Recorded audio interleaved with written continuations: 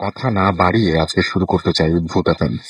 আপনাদের অনেকেরই এরকম প্রশ্নই থাকে যে আসলে এই পৃথিবীতে এরকম কিছু বা এরকম supernatural কোনো ব্যাপার থাকে কিনা, আসলেই এরকম কোনো কিছু আছে কিনা যেটাকে আমরা বলি যে আমরা যেটাকে আসলে মানে স্বচক্ষে দেখতে পাই না, আমাদের দৃষ্টির আড়ালে কিনা, তারা আমাদের চারপাশে আছে কিনা, এরকম নানা রকমের প্রশ্ন থাকে। কিন্তু তো আমরা তো আসলে বললে হবে না যারা এই ব্যাপারগুলো নিয়ে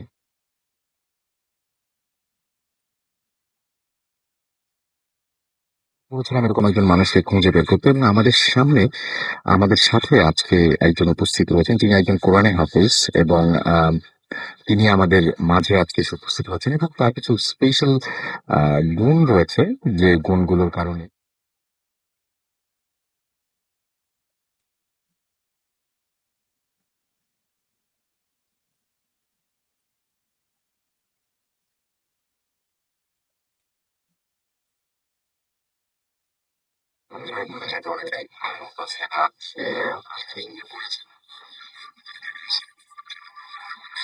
তো তিনি এখানে আছেন।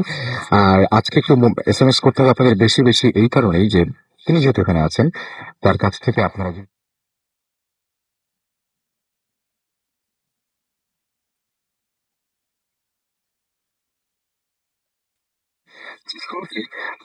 নাম ঠিক জানতে চাই, আপনার নাম?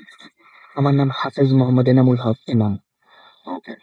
সো আপনাকে আমি আপনার মানে ঘটনায় যাওয়ার আগে আপনি এইখানে এসে কিছুক্ষণ আগে একটা কাজ করে ফেলেছেন। সেটা কি? আপনি কয়েকজন মানুষের কিছু একটা জিনিস দেখিয়েছেন। জি, জি। হ্যাঁ, একটু বলবেন? সেটা হলো আপনাদের আমি সর্বপ্রথম আদুরি আপু এবং সোহাগ ভাইকে আমি ধন্যবাদ জানাচ্ছি যাদের কারণে এখানে আসুন। হ্যাঁ, তারপরে প্লাস জি। যাই হোক, তো আপনাদের এখানে টয়লেটে সমস্যা আছে এটা অনেকেই আগে বলতো, এবং ভূতা ফিল্ম আমি যেটা শুনেছি, তো আমার একটা টার্গেট ছিল আমি যেদিন ভূতা ফিল্মে যাবো সেদিন আমি জিনিসটা দেখবো। জি। পরে আমি আজকে যখন গেলাম 11টা 10-এ, তখন আমার সাথে যিনি আসছে তিনাকে আরেকজন গেস্টকে নিয়ে আমি গেছি। যাওয়ার পরেই আমি যেটা আর কি অনুভব করি যে ওখানে কিছু একটা আছে। আমাদের আরো একজন অতিথি এসেছেন এখানে, তিনিও বলেছেন যে ওখানে কিছু একটা আছে। জি। ওকে। তো আমি এটা যেটা করি, এবং কি আমি আমার চোখের ভিতরে ওর ছায়াটা এনে আমার সাথে একজন আরেকজন যে গেস্ট, যে দুজনকে আমি দেখাই যে দেখো তো আমার চোখের ভিতরে কিছু আছে কিনা। 2বার দেখাইছি, দুবার বলছে হ্যাঁ আমি দেখতেছি আপনার চোখের ভিতরে একটা ছায়া আছে। এই ওকে। আচ্ছা, আপনি এই যে এই সমস্ত কাজ আপনি আপনি আসলে কি করেন? আপনি আমাকে একটু বলেন যে আপনি কোন কোন ধরনের সমস্যার সমাধান করতে পারেন? আমি ইনশাআল্লাহ মনে করেন মানুষের এ টু জেড যত সমস্যা আছে, মানুষের এই যে জিন ভূত দেখা যায় এগুলো আছর বা মানুষের যাবতীয় যে সমস্যাগুলো আছে সবই ইনশাআল্লাহ আমি সমাধান করার চেষ্টা করি। আচ্ছা, আজকে আপনার একটা কাজ ছিল নরসিংদীতে, সেই কাজটা কিরকম ছিল? সেই কাজটা একটু অন্যরকম, যেরকম মনে করেন একটা কাজ তিনার বাসা থেকে যে ঘরে আর কি আমি গেছি, ওনার ওই যে ঘর থেকে তাল গাছটা আর কি, ওনাদের একটা তাল গাছ আছে ওনাদের ঘরের পাশেই। তো তাল গাছ থেকে আবার দেখা যায় আপনার 5 হাত একটু সামনে একটা বট গাছ আছে। বট গাছের যে জিনিসটা আর কি করতে পারি, যে তিনারা যদি রাত্রেবেলা ঘুমায় তাহলে তিনারা বট গাছের ওখানে কে জানি কুড়াল দিয়ে এই কাঠ কাটতেছে, কাঠুরি বলা হয় যাদেরকে আর কি, ওরকম আর কি কাটতেছে রাত্রেবেলা, এরকম আর কি তারা অনুভব করে দেখে আর কি, সাউন্ড শুনে যেরকম আর কি এর অন্য রুমে যদি কেউ আওয়াজ করে একটা অনুভব আসে যে না ওই রুম থেকে কেউ আওয়াজ করেছে, ঠিক ওই রকম। পরে তিনার আওয়াজ যখন করে, তারপরে দেখা যায় রাত্রিবেলা যদি কেউ উঠতো টয়লেট করতে বা স্ত্রীতে যাওয়ার জন্য, তাহলে তিনার যেটা দেখতো বটগাছের উপরে বিরাট এক আকৃতিতে সাদা কাপড় পরা ভ্রাম্যমানের মতন আর কি কে জানি ওখানে ঠাকুরের মতন বসা, আর তিনাদের আত্মীয় স্বজনদের বিভিন্ন রূপ ধরে এরকম বসা থাকতো। এই সমস্যাটা, তো আজকে আমি ইনশাল্লাহ এই সমস্যাটা সমাধান করতাম, কিন্তু ভাই জানেনই তো আমি অনেক আর কি আজকে ব্যস্ততার ভিতরে, আপনি যেহেতু বলছেন রাসেল ভাই, আপনাকে অনেক ধন্যবাদ জানাই। না, আমি আপনাকে ধন্যবাদ জানাচ্ছি, কারণ আপনাকে আমি অনেক জোর করেই নিয়ে আমি এসেছি তার আপনাকে। পাশাপাশি আদুরি আপু এবং আমার সোহাগ ভাইকেও জানাই। আপনাকে অনেক অনেক অনেক অনেক অনেক কষ্ট করে এখানে আসতে হয়েছে, এবং আমরা অনেক জোর করে নিয়ে এসেছি। আচ্ছা, এরকম কখনো হয়েছে যে আপনি, আচ্ছা আপনি আপনি কোনো জায়গায় গেলেন, আচ্ছা। কোনো একটা জায়গায় গেলেন, জি। যাওয়ার পরে আপনি এই সমস্ত ব্যাপারে কখনোই ভূত এফএম এর আগে আলোচনা করা হয়নি, আপনি যেহেতু এই সমস্ত কাজ করে থাকেন সেজন্য বলছি। জি। আপনি একটা বাসায় গেলেন, হুম। যাওয়ার পরে আপনি কিভাবে বুঝতে পারেন যে এই বাসায় কোনো সমস্যা আছে? যেটা হলো একমাত্র হলো আমার সাথে যে আর কি জিনটা করি, ওটার নাম তার হলো মানে এর জন্য আরেকজনের সাহায্য নিতে হয়। জি, জি। আচ্ছা, জি, অবশ্যই এটা একজনের হেল্প ছাড়া এটা কখনো এটা সম্ভব না আচ্ছা। আসলে, ঠিক না? তো আমি আমার সাথে যেটা আরকি ওটার নাম হলো আব্দুর রহিম। ঠিক আছে? আমি জি। আব্দুর রহিমের সবসময় হেল্প নিই। ও আমার সবসময় সাথে থাকে। এমনকি আমি একটু আগে যেটা আপনাদের টয়লেটে আমার ২ জনকে আমি যে দেখাইলাম, হুম, আমি হুম। আব্দুর রহিমের হেল্প নিছি। আমি যতক্ষণে আব্দুর রহিমকে আমি অনেকক্ষণ ডেকেছি কিন্তু যতক্ষণে ও আসে নাই ততক্ষণ আমি দেখাইতে পারি নাই। ও আসার পরে ১ম এ আমি ওকে দেখাইছি আমার চোখের ভিতরে ছায়াটা। পরবর্তীতে ওকে ওকে দিয়া পরে আবার ওই ছায়াটা ধরে আইনা পরে আমি আমার চোখের ভিতরে ওকে দেখাইছি। আচ্ছা, তাহলে আপনি যখন ঢোকেন তখন হ্যাঁ, আপনি এর সাহায্যে বুঝতে পারেন যে এখানে কোনো কিছু একটা আছে কোন কিনা। একটা কিছু আছে। আপনি জি। এরকম কোনো হয়েছে যে কোনো এক জায়গায় গিয়েছেন, হুম, যাওয়ার পরে আপনি বুঝতে পারছেন যে এই বাসায় আসার পরে হুম। যেই সমস্যাটা আছে সেই সমস্যাটা আপনার উপস্থিতি পছন্দ করছে না। আপনার প্রেজেন্সটা একেবারেই পছন্দ করছে না। এরকম কোনদিন ফিল করেছেন যে আপনি একদিন আরকি যেরকম আরকি সমস্যা হয়েছিল আমাদের ওখানে আরকি গুলবাগ জিরো পয়েন্টে, ঠিক আছে? বাসায় গিয়েছি এরকম সমস্যা ছিল খুবই। পরে আমি যাওয়ার পরে আমি আমার আরকি আমার সাথে যে জিনটা আব্দুর রহিম ও আরকি একটু দূরে ছিল। ঠিক আছে? ও আসতে পারে নাই। হুম, পরবর্তীতে কি হয়েছে আমি যখন ওই ঘরে ঢুকি ওই ঘরে তো অনেক সমস্যা ছিল। আমি যখনই ঘরে ঢুকলাম আমি সেন্স হারায় ফেলছি। খুব ইন্টারেস্টিং। আমি কিছু এসএমএস পাচ্ছি। অনেকেই বলছেন যে যেমন আতিক। হুম, আচ্ছা, আচ্ছা উনি অবশ্যই জানতে চান। আচ্ছা, আপনার অ্যাড্রেসটা আমি অ্যাড্রেস না, আপনি এসএমএস পাঠান সরাসরি। আমরা এসএমএস এ রিপ্লাই করব। আমরা মানে আমরা এখান থেকে আপনাদের সাহায্য করব সেই বিষয়ে। আচ্ছা, আরেকটা জিনিস যে আপনি কখনো হয়তো কোনো একটা জায়গায় গিয়েছেন কোনো একটা হ্যাঁ, সমস্যার সমাধান করতে। জি। যাওয়ার পরে আপনার মনে হয়েছে যে না এখানে না আসলে ভালো ছিল বা এটা আসলে আমার ক্ষমতার মানে বাইরে বলব না আরকি ঠিক আমার কারণ অনেক পাওয়ারের কঠিন। এটা আপনার বাহিরে। হ্যাঁ, অনেক কঠিন, না, অনেক হ্যাঁ, কঠিন। হ্যাঁ, সেটা। হ্যাঁ, আমার এটা হলো সর্বপ্রথম যে কাহিনীটা, সেটা হলো আমার ওই সময় আমার মনে হয়েছিল। কিন্তু আমার একটা আল্লাহ তাআলার রহমত যে আমি তারপর ওইটার সাথে আমি যুদ্ধ করতে চাচ্ছিলাম না। কারণ অতটুকু পাওয়ার তখন আমার ভিতরে ছিল না। কিন্তু আল্লাহ তাআলার কাছে হাজারো শুকরিয়া যে তারপর ওইটার সাথে যুদ্ধ করে আমি ওইটাতে আমি জয়লাভ করি। আচ্ছা, কখন একজন মানুষ বুঝবে যে তার সাথে কোনো একটা ঝামেলা আছে? এটা মনে করেন একমাত্র হলো স্বপ্নে, সর্বপ্রথম হলো তিনি স্বপ্নে আরকি দেখবে যে কোন একটা জিনিস তাকে দেখা দিতেছে। হুম, হুম। তারপরে তার পাশের যে লোকগুলো নিজেরটা একটু নিজে খুব কম বোঝা যায়। তিনার পাশে যে লোকগুলো থাকে, বসবাস করে বা আত্মীয়স্বজন, ভাই ব্রাদার তারা হলো যদি দেখে ওর ভিতরে বর্তমান যেরকম চলতেছে এবং আগে যেরকম ছিল কিছুটা মিল নাই। দিনে, দিনে কিরকম যেন পরিবর্তন হইতেছে। হুম। তখনই আরকি বোঝা যাবে বেশিরভাগ যে না ও জানি কিরকম করতেছে, ওর সাথে হয়তোবা কিছুটা আছর আছে। আপনার এই যে মানে আপনি এই যে যেকোনো জায়গায় কেউ ডাকলে যে সাহায্য করে আসছেন, জি। আপনার এই যে আপনি নির্ভয়ে যাচ্ছেন, হুম। এই যে সাহস, এই সাহসটা আপনি কিভাবে পান? আসলে এটা হলো সম্পূর্ণ একটা সাহস আল্লাহ তাআলাই আমাকে দিছে। কারণ আমি কোরআনে হাফেজ। আল্লাহর রহমতে আমার সিনার ভিতরে ৩০ পারা ফিটিং আছে। এই যে এইটাই হলো আমি সবথেকে এটাই সাহস করি এটাই আপনার সবচেয়ে যে মহাগ্রন্থ আল কোরআন এটা আমার ভিতরে আছে। আমার আল্লাহ তাআলার নির্দেশ যতক্ষণে না আসে ততক্ষণ পর্যন্ত দুনিয়ায় কোনো শত্রুই, কোনো মাখলুক আমার কোনো ক্ষতি করতে পারবে না। আমি এই সাহসটা দিয়ে সবসময় আগায়ে যাই। দেখেন আমি আজকে কোরআনে হাফেজ কিন্তু আমি একটা জিন ওকে কিন্তু দেখা যায় না। কিন্তু ও অদৃশ্য। আমি অদৃশ্য একটা জিনের সাথে কিভাবে যুদ্ধ ঘোষণা করি যাকে আমি দেখতে পারি না। আজকে দেখেন আমি একটা জিনের সাথে কথায় কথায় আমি তর্কাতর্কি করতেছি। ও তো অদৃশ্য হয়ে আমার পিছন থেকে আমাকে ঘুষিও দিতে পারে, একটা থাপ্পড় দিতে পারে। আমি আবার যখন পিছনে তাকাবো ও আবার সামনে দিয়ে আরেকটা ঘুষি দিতে পারে। আমি ওকে দেখতেছি না। কিন্তু আমি একটা জিনকে প্রশ্ন করলাম, আচ্ছা জিন, শোনো, তোমরা জিন জাতি কেন মানুষের কাছে স্যালেন্ডার হয়ে যাও? তোমাদের কিন্তু মানুষ যদি দেখে না কিন্তু কেন স্যালেন্ডার হও? পরে বলল যে শোনেন ২ টা জিনিসের কারণে। একটা হলো ইসমে আজম আর একটা হলো আয়াতুল কুরসি। এই ২ টা জিনিসের কারণে আপনাদের কাছে ২ টা ক্ষমতা আছে যে এজন্য আমরা আমরা মানুষদেরকে স্যালেন্ডার করি। মানুষ জাতিকে আচ্ছা। স্যালেন্ডার নচেৎ আমরা কি করতাম? আঁচড়ায়, আঁচড়ায় মেরে ফেলতাম। আচ্ছা। আপনার এমনিতে কখনো এরকম মানে হয়েছে যে আ মানে আপনি নিজে মানে জি। এখন মানে এই যে যখন আপনার কাছে মোটামুটি আপনি বুঝতে পেরেছেন যে আপনার পাওয়ারটা আছে বা এরকম হুম, কিছু। হুম। এখন আপনি কোন কিছুতে ভয় পান? নিজে? না, না। আল্লাহর রহমতে এখন ভয় পাই না। একসময় পেয়েছিলাম যখন আরকি ১ম ছিলাম। এখন আল্লাহর রহমতে যত বড়ই হোক না কেন ভয় পাই না। ভয় একেবারেই আপনার না, নাই। না আল্লাহর রহমতে আপনার এরকমও হয় যে মাঝে, মাঝে হয়তো আরো যারা বোঝেন তাদেরও সাহায্য নিতে হয়। এরকম কোন সময় কি হয়েছে? হ্যাঁ, তা তো অবশ্যই। আসলে কি জানার কোনো শেষ নাই। ঠিক না? মহানবী সাল্লাল্লাহু আলাইহি সাল্লাম ইরশাদ করছে যে মায়ের কোলে যে একটা শিশু বাচ্চা থাকে দুধ খায়, ওর কাছ থেকে তোমার অবশ্যই কিছু না কিছু শিখার আছে। আমি ওই হাদিসটার দিকে তাকায়া আমি তারপরও আমি চিন্তা করি আমি কিছুই জানি না। তারপরও দেখা যায় আমি কারো কাছ থেকে আরো জানার ইচ্ছা থাকে আমার। কিছু শেখার জন্য অনেক সময় নষ্ট করি ওনার পিছনে। দেখি কিছু না কিছু শিখতে পারি কিনা। আপনার কাছে আমরা আবারও ফিরে আসবো কারণ আমাদের বেশ কিছু এসএমএস আসছে অলরেডি এবং আপনার কাছে অনেক প্রশ্ন আসবে। আমরা আরেকজনের সাথে আপনাদের পরিচয় করিয়ে দেই। In the mean mean time আমি কিছু এসএমএস পড়ে ফেলি আপনাদের, এবং আমি দেখতে পাচ্ছি যে আমাদেরকে সাদিয়া ইসলাম চৈতি এসএমএস করেছেন। আমাদেরকে এসএমএস করেছেন, দেখতে পাচ্ছি সাইফ চিটাগং নাসিরাবাদ থেকে, এবং তিনি বলেন তার এসএমএস খুব কম পড়া হয়। আমাদেরকে এসএমএস করেছেন বিপ্লব ময়মনসিং থেকে, এছাড়াও হারুন ঢাকা থেকে আমাদের এসএমএস করেছেন, এবং আমাদের গোল্ডেন মেহেদি এসএমএস করেছেন আমাদেরকে। এছাড়াও দেখতে পাচ্ছি নুরুল আমিন আমাদেরকে, সেইন হুসাইন সেগুনবাগিচা থেকে এসএমএস করেছেন, আমাদেরকে এসএমএস করেছেন বর্ষা। এছাড়াও আমাদেরকে সঙ্গীতা এসএমএস করেছেন মিরপুর থেকে, এবং আচ্ছা, তিনি হচ্ছে যে বানমারা সম্পর্কে জানতে চেয়েছেন। সে বিষয়ে আমরা আসবো, যে বানমারা বা ব্ল্যাক ম্যাজিক এই সমস্ত ব্যাপারে আসলে যদি কোনো সমস্যা আপনাদেরকে পড়তে হয় তাহলে সেগুলো কিভাবে দূর করা যায়। এছাড়া আমাদেরকে দেখতে পাচ্ছি যে এসএমএস করেছেন আরো অনেকেই। আমাদেরকে এসএমএস করেছেন, দেখতে পাচ্ছি মেহজাবিন, এবং তিনি বলছেন যে অনেক ভালো লাগছে। হিয়া অনা সুইটি অধরা ময়মনসিং থেকে আমাদের এসএমএস করেছেন, এবং আমাদের তিনি অনেক, মানে কি বলবো, যে আমাদেরকে অনেক শুভকামনা আমাদের জানিয়েছেন।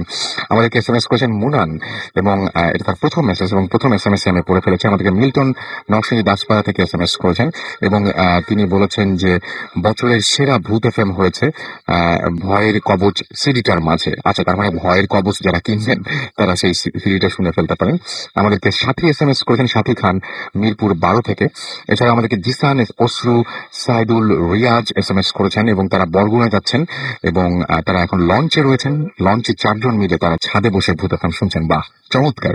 আমাদেরকে জ্যোতি এসএমএস করেছেন খালিদ এসএমএস করেছেন আমাদেরকে। এছাড়াও দেখতে পাচ্ছি রতন ঢাকা ওয়াই থেকে, মারুফ আমাদের এসএমএস করেছেন, এবং অ্যাড্রেস চাচ্ছেন আমাদের হাফিজ সাহেবের। না, আমরা অ্যাড্রেসটা দিব না, আপনারা এখান থেকে আপনাদের কোয়েশ্চেন করতে হবে, এবং এর পরেও যদি কোনো সমস্যা থাকে, আপনাদের কিছু জানতে চান, আমরা ওনাকে আবার নিয়ে আসবো, কোনো সমস্যা নেই, বাট এইখান থেকে জানতে হবে। ওকে।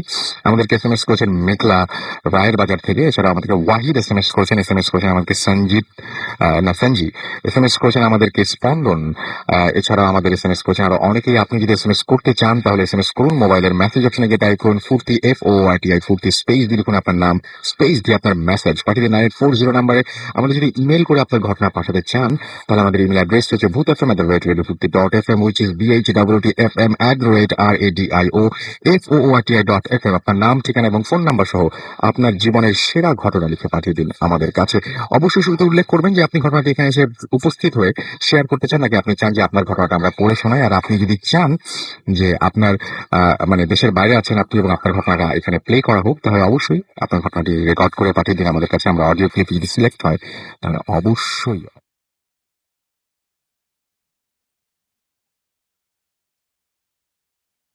আমরা এখন পরবর্তী ঘটনায় যাব। আমাদের সাথে উপস্থিত রয়েছেন আরো একজন, এবং তিনি মানে একজন স্পেশাল গেস্ট, আমি বলবো very special guest, lady with super natural power, বা কিছু পাওয়ার যেটা হচ্ছে আমাদের আসলে বিয়ন্ড আওয়ার সেন্সেস। সো আপনি বুঝতেই পারছেন যে আচ্ছা, আমরা তার পরিচয়ও জানাবোই। মানুষের মধ্যে কিছু অদ্ভুত ক্ষমতা থাকে, যে ক্ষমতাগুলো এক সময় দেখা যায় যে কোনো কোনো সময় তার কন্ট্রোলে থাকে, কোনো কোনো সময় কন্ট্রোলের বাইরে চলে যায়। মানুষের মধ্যে কিছু অদ্ভুত ঘটনা ঘটে, যখন আপনি খুব অবাক হবেন যদি এরকম কোনো ঘটনা আপনার সাথেও ঘটে, যে আপনি যে স্বপ্নটা দেখছেন সেই স্বপ্নটা সত্যি হয়ে যাচ্ছে। আপনি একটা স্বপ্ন দেখছেন সত্যি হয়ে, পরের দিন বা তার কিছুদিন পরে সেই স্বপ্নটা সত্যি হচ্ছে, বা হুবহু ভাবে আপনার স্বপ্নের মতো করেই সেই ঘটনাটি যদি ঘটে যায়, তাহলে আসলে অবাক না হয়ে কোনো উপায় নেই। আবার আপনি যদি এরকম মানে কোনো একটা ইচ্ছা করছেন, সেই ইচ্ছাটা যদি পরিপূর্ণতা পায়, বা সেই ইচ্ছাটা যদি ফলে যায়, মানে আপনার চাওয়াটা যদি আপনি মানে চাওয়াটা যদি পাওয়া হয়ে আপনার কাছে ধরা দেয়, তাহলে সেটাও কিন্তু আপনার কাছে বেশ অবাক করবে। যাই হোক, আমি কথা না বাড়িয়ে সরাসরি পরিচয় করে দিচ্ছি এরকম একজন মানুষের সাথে, যার এরকম কিছু পাওয়ার রয়েছে, যে পাওয়ার গুলো আসলে সচরাচর আমাদের মধ্যে নেই, এবং খুব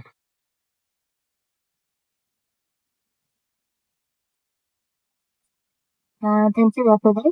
আমার নাম মাহমুদ। আমি কলকাতা থেকে এসেছি। আপনি যেটা জানতে চাচ্ছেন ব্যাপার, আহ, আমি আমার লাইফের এগুলো জিনিস কখনো কারোর সাথে শেয়ার করিনি। আমার বেসিকলি আমার ফ্যামিলি মেম্বার বা কেউই আসলে জানে না যেসব জিনিস আমার সাথে ঘটেছে, but this is completely true. আমি আমার লাইফে যে কটা স্বপ্ন দেখেছি, যেটা হতো আপনার ভোরবেলা, লাইক ভোর 4টা 5টার সময়। এবং আপনি বলছেন যে শুক্রবার আপনার লাইফের খুব রাইট। আমার লাইফে যতটা ঘটনা ঘটেছে, আহ, সবগুলো শুক্রবার রাত। ঘটেছে। তো সেই স্বপ্নগুলো আমার আপনার বাস্তব হয়ে গেছে।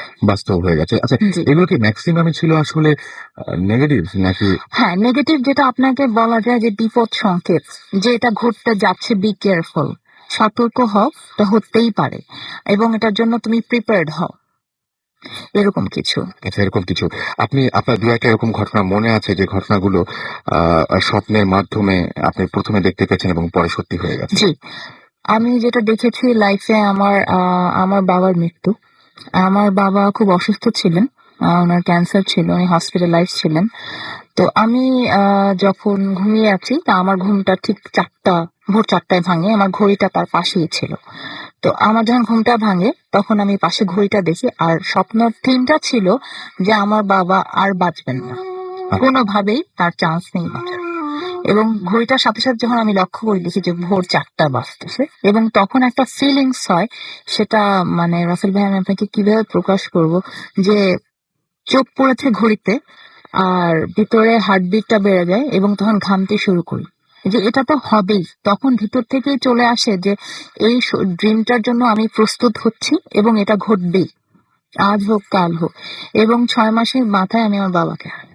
আচ্ছা, এরকম তারপরে তো ঘটনাগুলো খুব মানে রেগুলার ঘটতে হ্যাঁ, শুরু করলো। রেগুলার ঘটছে, যেটা আমি আপনাকে আগেও বলেছি যে বিপদ সংকেত হিসাবে লাইফের বড় বড় জিনিস যেগুলো আমার ঘটনা এরকম দেখেছি।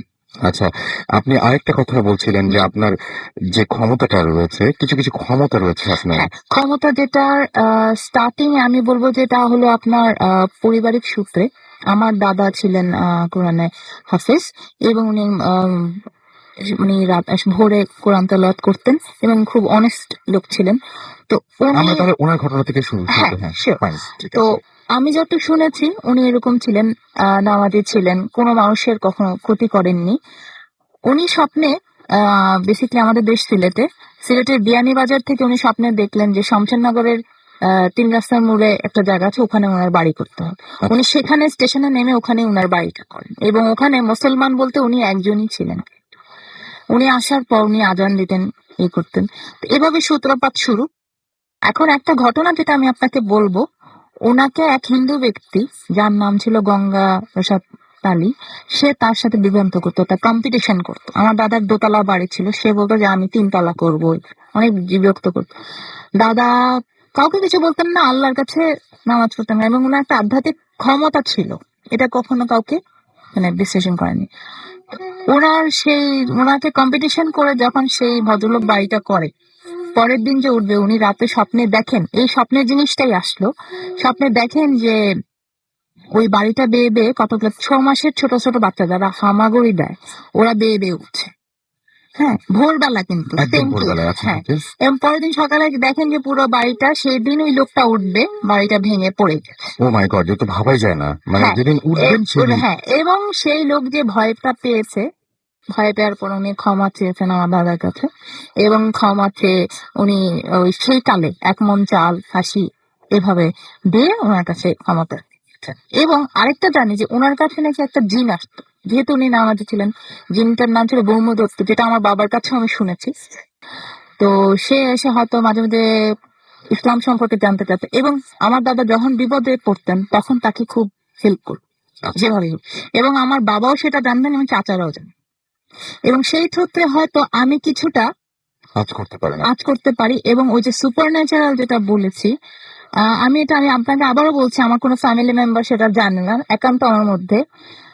আমিও সেরকম কিছু একটা ফিল করি যে কিছু ঘটতে যাচ্ছে, ভালো অথবা খারাপ, এটা পাওয়ারের মতো কাজ করে, যেটা আমাদের বংশ থেকে চলে আসছে। এবং লাস্ট ইয়ার আমি আপনাকে বলেছিলাম যে আমার নেফিউ রোজা মাসে নামাজ পড়তেছিল না, সবাই ইনসিস্ট করতেছিল নামাজ পড়ানো, সেই জায়গায় তাকে এবং শূন্য তুললো যে নামাজ পড়িস না কেন।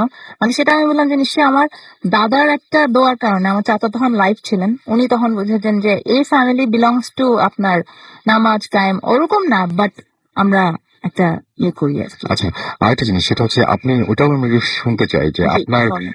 আপনি একটা কথা বলছিলেন যে খুব তাড়াতাড়ি ভুলে যায় একটা ব্যাপার, সেটা হচ্ছে আপনি যদি কারো প্রতি অসন্তুষ্ট হন বা হ্যাঁ, কেউ। এটা আমি ছোটবেলা থেকে ফিল করছি।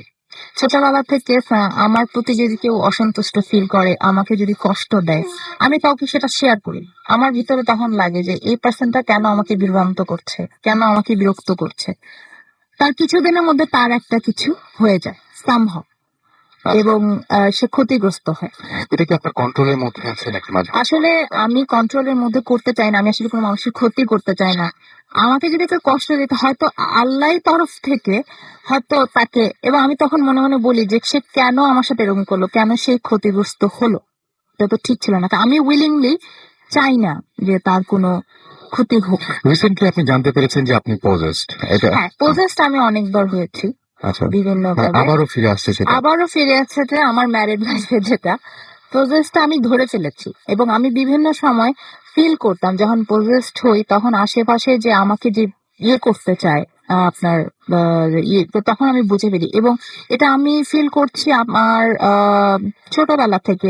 আমি যখন 90 সালে, যখন আমি টিনেজ বলেন, আপনারা তো সবসময় বলেন যে ব্ল্যাক পড়া উচিত না, আমি তখন খুব ব্ল্যাক পড়তাম। তখন কিন্তু প্রোটেস্টার স্টার্টিং যেটাকে বলে, আমি খুব সাহসী ছিলাম। আমি মনে করেন ছাদে উঠে বসতাম এরকম রাত্রে। তো তখন আমার আশেপাশে একটা গরম বাতাস বিকালের দিকে ঘোরাঘুরি করতো। হ্যাঁ, তো এরকম হতে হতে আমি একদিন রাতে ঘুমের মধ্যে টের পাই, বেশ কিছু রাত, ঠিক 3টা-4টার সময় ঘুম ভেঙে যেত। আমি নাচি সুরে গান শুনতে পেতাম আমার রুমে, এবং তখন আমি ভয়ে আমি আমার মায়ের পাশে গিয়ে শুয়ে থাকতাম, এবং গানটা আসতো আমাদের বাড়ির একটা নারিকেল গাছ ছিল, ওটার কর্নার থেকে।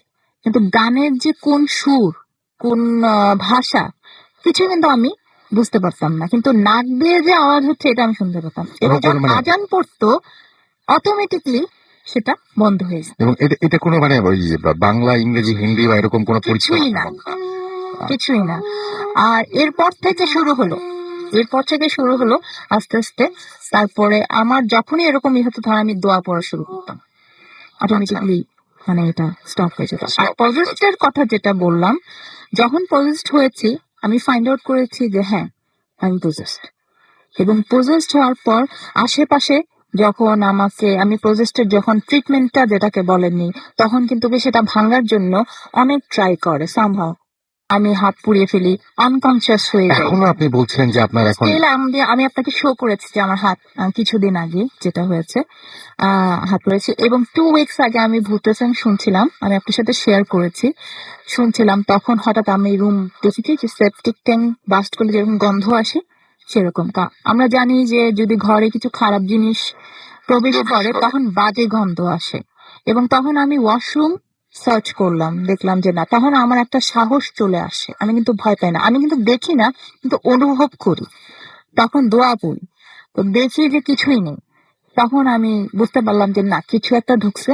দোয়া পড়তে পড়তে ভোরবেলা সেটা চলে ইয়ে গেল। হয়েছে। এবং ভালো জিনিসও আমি ফিল করেছি, লাইক মাঝে মাঝে আতরের গন্ধ, মাঝে মধ্যে আপনার পারফিউমের গন্ধ, এরকম। ওকে, আপনাকে অনেক ধন্যবাদ এবং আমরা চাইবো যে আপনি এর পরেও যখন সময় পাবেন তখন আমাদের সাথে এসে আপনার আরো কিছু অভিজ্ঞতার কথা, যেহেতু আপনার রেগুলারই ঘটে, যে বা আরো অনেক কিছুই যেগুলো না বলা থাকলো, সেরকম ঘটনাগুলো আমাদের সাথে শেয়ার করবেন। কি আসবেন তো? অবশ্যই অবশ্যই ওকে, anytime। আর এটা কিন্তু বেসিকলি আমার লাইফ টাইম চলছে প্রতিনিয়ত, সেজন্যই বলছি আপনার হয়তো, হচ্ছে। হ্যাঁ এবং exactly. আরেকটা জিনিস আমি বলতে চাই, আমার বাবা মা, আমি দুইজনকে হারিয়েছি, এবং দুইটাই কিন্তু আমি স্বপ্নের মাধ্যমে দেখেছি, দুজনের। এবং আমার একটা রিলেশন যে ব্রেক হয় সেটাও আমি স্বপ্নে দেখেছি। এবং আরেকটা জিনিস আমি শেয়ার করতে চাই যে 2000 সাল আমার জন্য অনেক স্মরণীয় ছিল। আমি স্বপ্নে দেখেছিলাম যে আমাকে কে একজন অন্ধকার বলছে যে তোমার নাম আজকে থেকে মাহনাজ না। রাইট, আমি তো ভুলে গেছিলাম। হ্যাঁ, রাইট রাইট। মাহনাজ না, তোমার নাম আজ থেকে নূর, যেটা আমরা আল্লাহর অংশকে বলি। আমি তার সাথে তর্ক করছি, কিন্তু আমি তার ফেস দেখতে পাচ্ছিলাম না, পুরা ব্ল্যাক, মানে ফেসটা ব্ল্যাক। তো আমি তার সাথে তর্ক করতে করতে সেই স্বপ্নের মধ্যেই চিন্তা করছিলাম যে সে নূর বলছে, নূর তো আল্লাহর অংশ, খারাপ কি? হয়তো আমি ভালো কিছু করতে পারতাম যদি আমি সেটা কন্টিনিউ করতাম, হয়তো করলাম না। ইনশাল্লাহ আমি ট্রাই করছি সামহাও, যদি আমার দাদার অলৌকিক ভাবে কিছু যদি হয় আমি আরো ক্যাপচার করতে। এবং আমি আপনাকে আবারও বলছি যে প্রতিনিয়ত কিন্তু আমি ফেস করছি অনেক সিচুয়েশন, অনেক কিছু, অনেক টের পাচ্ছি। এবং যখন ঘটে যায় তখন কিন্তু আমি নিজেও থান্ডার্ড হয়ে যাই। এবং আমি বিশ্বাস করি যে মানুষের সিক্স সেন্স বলেন বা একটা সুপার ন্যাচারাল, এটা অবশ্যই আছে। এটা মানুষ হয়তো উড়িয়ে দেয়, আসলে কিন্তু ঠিক না, এটা হ্যাঁ, আছে। আপনি নিজে প্রমাণ আমি পাচ্ছেন নিজে সেটা। প্রমাণ পাচ্ছি, কিন্তু আমি শেয়ার করি আপনাদের এই শোটা হওয়াতে। আমি আসলে মানে ইয়ে ফিল করি।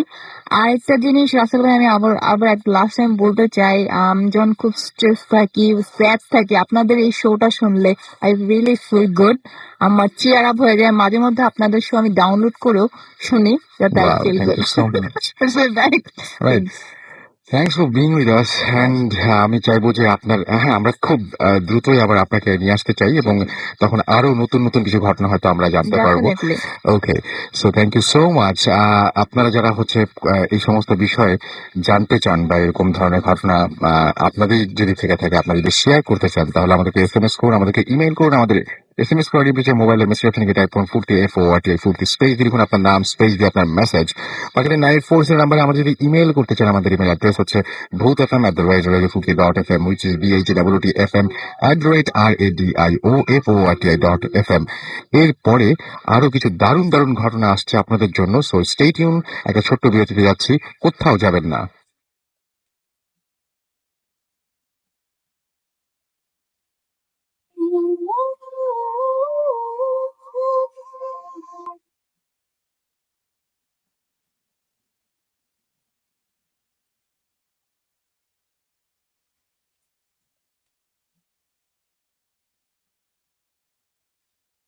আমার সাথে রয়েছে মাসুম, এবং আপনারা সবাই জানেন যে ভূত এফএম এখন একেবারেই অন্যরকম উইথ গ্রামীণ ফোন, এবং আমরা চেষ্টা করছি আপনাদের চাহিদা পূরণ করতে, আপনাদের কার সাথে নতুন নতুন একটু ডিফারেন্ট টাইপের সব সে প্রথম দুজন যারা থাকেন প্রতিদিন আমরা চেষ্টা করছি রাখতে, এবং আজকেও সেরকম দুজন ছিলেন যারা একেবারেই আলাদা।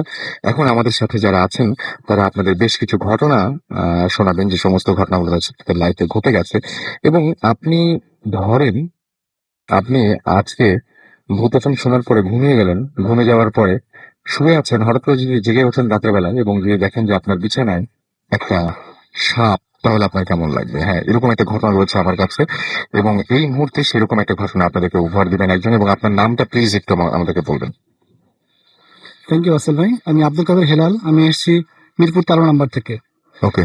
অ্যাকচুয়ালি রাসেল ভাই, ঘটনাটা ঘটেছে হচ্ছে আপনার বনশ্রীতে, ঢাকাতেই। ঘটনা হচ্ছে আমার ব্রাদার ইন ল পরশ ভাইয়া, সে অ্যাকচুয়ালি ভূত বিশ্বাস একদমই করে না। তো ভাইয়া বাসার ঠিক পাশের বাসে ঘটনা ঘটেছে। ঘটনাটা মাসখানেক আগে আগে হবে। ঘটনাতে ব্যক্তি, সেই ভদ্রলোক হচ্ছে ইতালি প্রবাসী একজন ভদ্রলোক। তার ওখানে তার বাড়ি। সে ভদ্রলোক থাকেন হচ্ছে 3 তলায়। তো ঘটনাটা দিন হচ্ছে, ভদ্রলোক দুপুরবেলা হঠাৎ লক্ষ্য করলেন যে তার বিছানায় একটা সাপ। তো 3 তলায় সাপ কি করে উঠলো, এটা খুবই একটা মানে অবাক ঘটনা। তো যাই হোক, উনি লোকজন নিয়ে হইচই করে সাপটাকে তিনি মারলেন। মেরে ফেলে তিনি সাপটাকে জানালা দিয়ে যখন বাইরে ফেললেন, সাপটা অ্যাকচুয়ালি নিচে পড়ে নাই, গাছের মধ্যে ঝুলে ছিল। তো যে কারণে বাইরে থেকে লোকজন সেটা দেখেছে।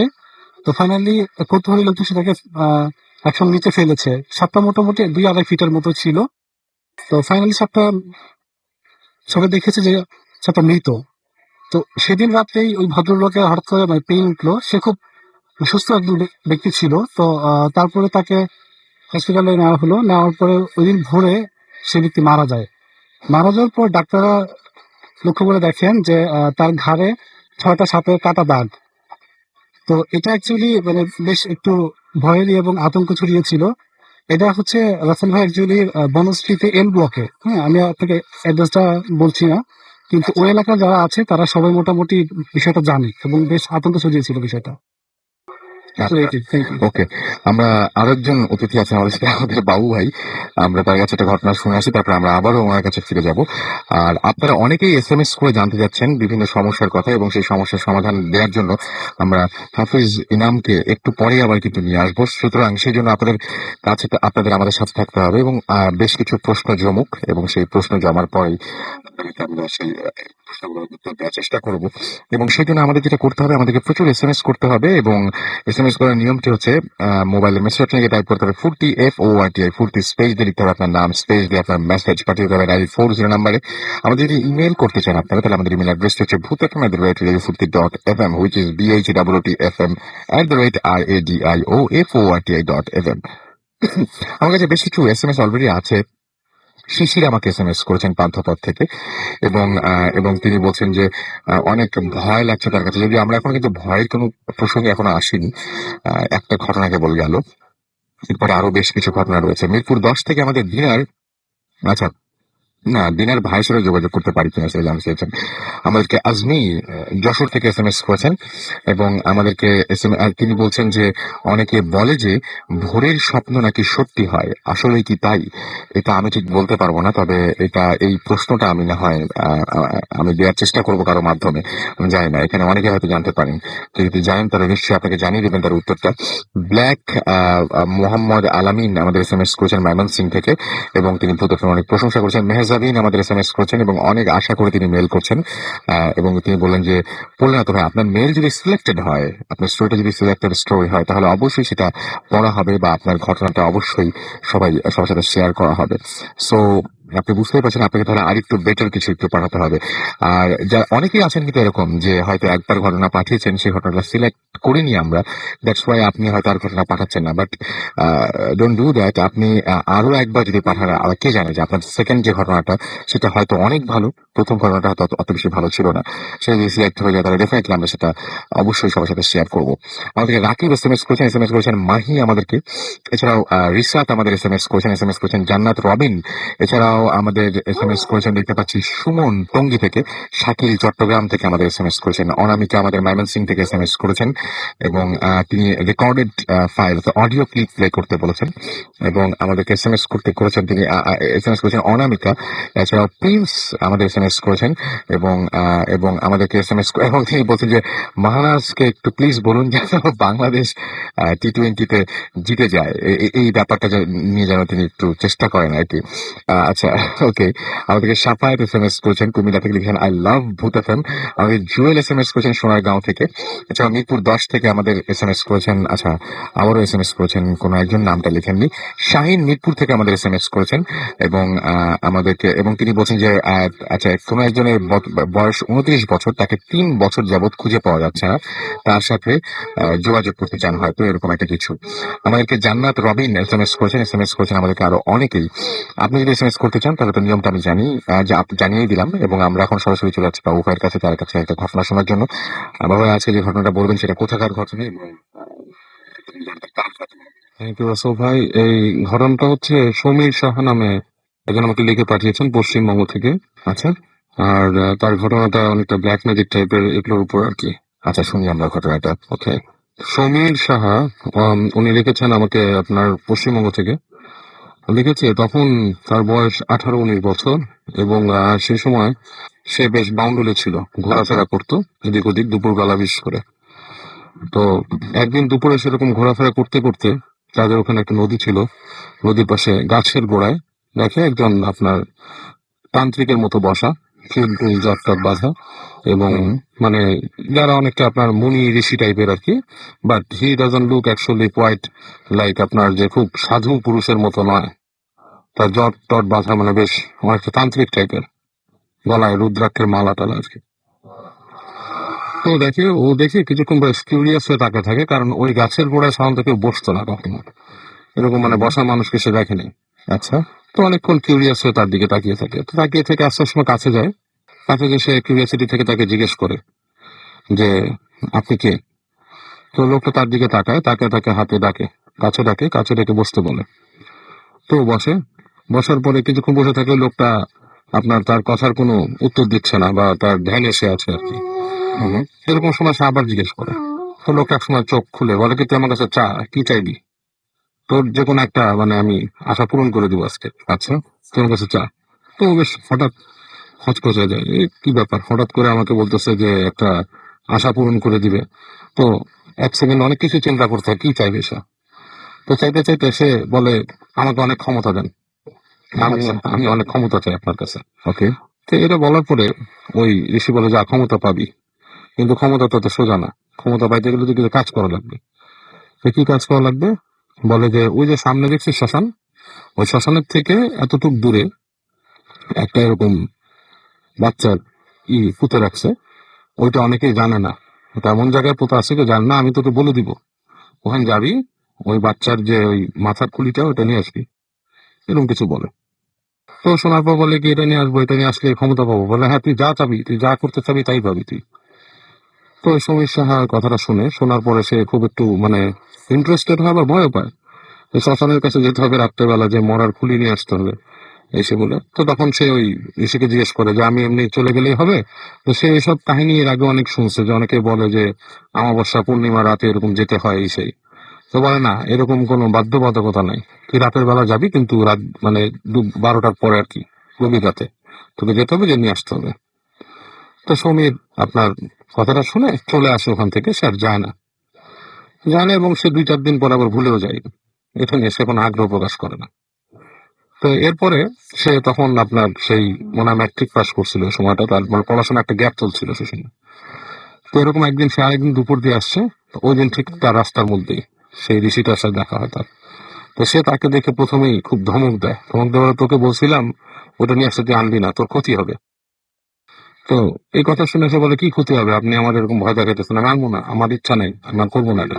কারণ তুই তো আমাকে কথা দিছিস তোর করতে হলে তোর ক্ষতি হবে। তো সে এটা শুনে খুব একটা কেয়ার করে না, সে জোর করে বাসায় চলে আসে। তো বাসায় চলে আসার পরে তার খুব অস্থির লাগতে থাকে, মনে হয় যে তার শ্বাসকষ্ট হচ্ছে, দম বন্ধ হয়ে আসতেছে, এসে বিভিন্ন রকমের তার প্রবলেম সে ফেস করার পরে সে ওই দিন রাতে যখন ঘুমায়, তখন সে রাত্রেবেলা শুনতে পায় যে তার জানলার পাশ থেকে ওই ঋষি সেই মানে গুরু গম্ভীর গলায় কথা বলতেছে যে তোর কিন্তু ক্ষতি হবে। এবং সে খুব ভয় পেয়ে যায়, যে আমি শুয়ে আছি ঘুমের মধ্যে, এরকম পাশ থেকে বলতেছে, জেগে জেগে উঠে ভয় পায় এবং মনে হয় যে ওর দরজার আশেপাশে কেউ নিঃশ্বাস ফেলতেছে জোরে জোরে। হ্যাঁ, এরকম কিছু জিনিসপত্র সে শোনার পরে সে খুব ভয় পেয়ে যায়। তো এক পর্যায়ে সে চিন্তা করে যে না, মানে ও যেহেতু কাজটা বলছে এবং মানে তার জিনিসটা এমন একটা সিচুয়েশন তার দাঁড়াইছিল, সে নাকি অকারণেই ভয় পেত। বসে থাকলেও মনে হচ্ছে কি কি যেন হচ্ছে, কেউ আসছে আশপাশ থেকে, এরকম একটা মানে সেন্স সে ফিল করতো। তো সে একদিন এরকম চিন্তা ভাবনা করে সে মানে মোটিভেটেড হয় যে আমি যাব, কাজটা করি, ক্ষমতাও তো পাবো, আর ভয়ও আপনার যে জিনিসটা আছে যে ভয়টা জয় হয়ে যাক, আর ক্ষমতাও পাবো। তো একদিন রাতে সে এরকম ডিসাইড করে যে ওখানে যাওয়ার, এবং সে তার এক বন্ধুকে জোগাড় করে তার সাথে যাওয়ার জন্য। একলা যেতে সাহস পায় না, এক বন্ধুকে বলে সে, এবং বন্ধুকে এটাও বলে যে সে ক্ষমতা ভাগাভাগি করবে তার বন্ধুর সাথে। তো এই ধরনের কোনো ডিল তার সাথে সে রিসিভ ছিল না। এনিওয়ে, সে রাতের বেলা তার বন্ধুকে নিয়েও রওনা দেয়, এবং সে ওই রাস্তা দিয়ে যখন যাচ্ছিল, সে নাকি মানে অনেক কিছু মানে উদ্ভট জিনিস দেখে, যেটা নাকি মানুষ মানে সে আনএক্সপ্লেনেবল থিংস। যেমন সে যখন যাচ্ছে ওর মনে হচ্ছে যে গাছের যে পাতাগুলো পাশে, সেগুলো সরসর করে কেউ পার হয়ে যাচ্ছে আশপাশ থেকে, এরকম কিছু জিনিস তার ক্ষেত্রে ঘটে। তো সে এরকম ভাবে যে এটা আমার মনের কল্পনা হতে পারে, বাট তারপরও সে এক সময় সে শ্মশান ঘাটের কাছে যায়। তো ওই কাছে যে সে ওই ঋষির যে মানে ডিরেকশন অনুযায়ী যেভাবে খুঁজতে হবে আর কি কবরটা, তো সে খুঁজে খুঁজে সেটাকে ডিটেক্ট করে জায়গাটা। তো জায়গাটা ডিটেক্ট করার পরে মাটি খোঁড়ার পালা। তো ওর সাথে একটা লাঠির মতো নিয়ে এসেছিল, শক্ত বাঁশের মতো, সেটা দিয়ে সে খোঁড়ার চেষ্টা করে, চেষ্টা সরায়। তো সরাতে সরাতে বেশ খানিকটা গর্ত নাকি করে ফেলে, যেখানে আপনার মনে করেন যে হাত ঢুকবে আর কিরকম। তো ওখানে হাত ঢুকায় সে আস্তে আস্তে সরাতে থাকে। তো যখন হাতটা ঢুকে সরাতে থাকে, এই সময় নাকি তার হাতটাকে চেপে ধরে, এবং হাতটা যে চেপে ধরছে, তো সে ফিল করে যে লাইক একটা কঙ্কালের হাত যদি কারো হাত চেপে ধরে শক্ত করে, সেরকম ভাবে তার হাতটা চেপে ধরে, এবং হাতটাকে সে ছাড়ানোর অনেক চেষ্টা করে, সে ছাড়াতে পারতে থাকে না। এবং ওর এই চিৎকার চেঁচামেচি শুনে তার বন্ধু কাছে আসে, যে কি হয়েছে, তুই ভয় পাচ্ছিস কেন? ঠিক এই সময় নাকি দেখে যে তাদের থেকে প্রায় 10 ফিট দূরে, ঠিক নদীর পাড়ে, সেই ঋষি দাঁড়ায় আছে এবং হাসতেছে। এবং এই হাসির শব্দ শুনে তার বন্ধু তাকে ছেড়ে দৌড়ায় পলা যায় ঋষিকে দেখে, আর সে ওখানে সেন্সলেস হয়ে যায় আর কি। তার আর আপনার থাকে না, হুঁশ থাকে না।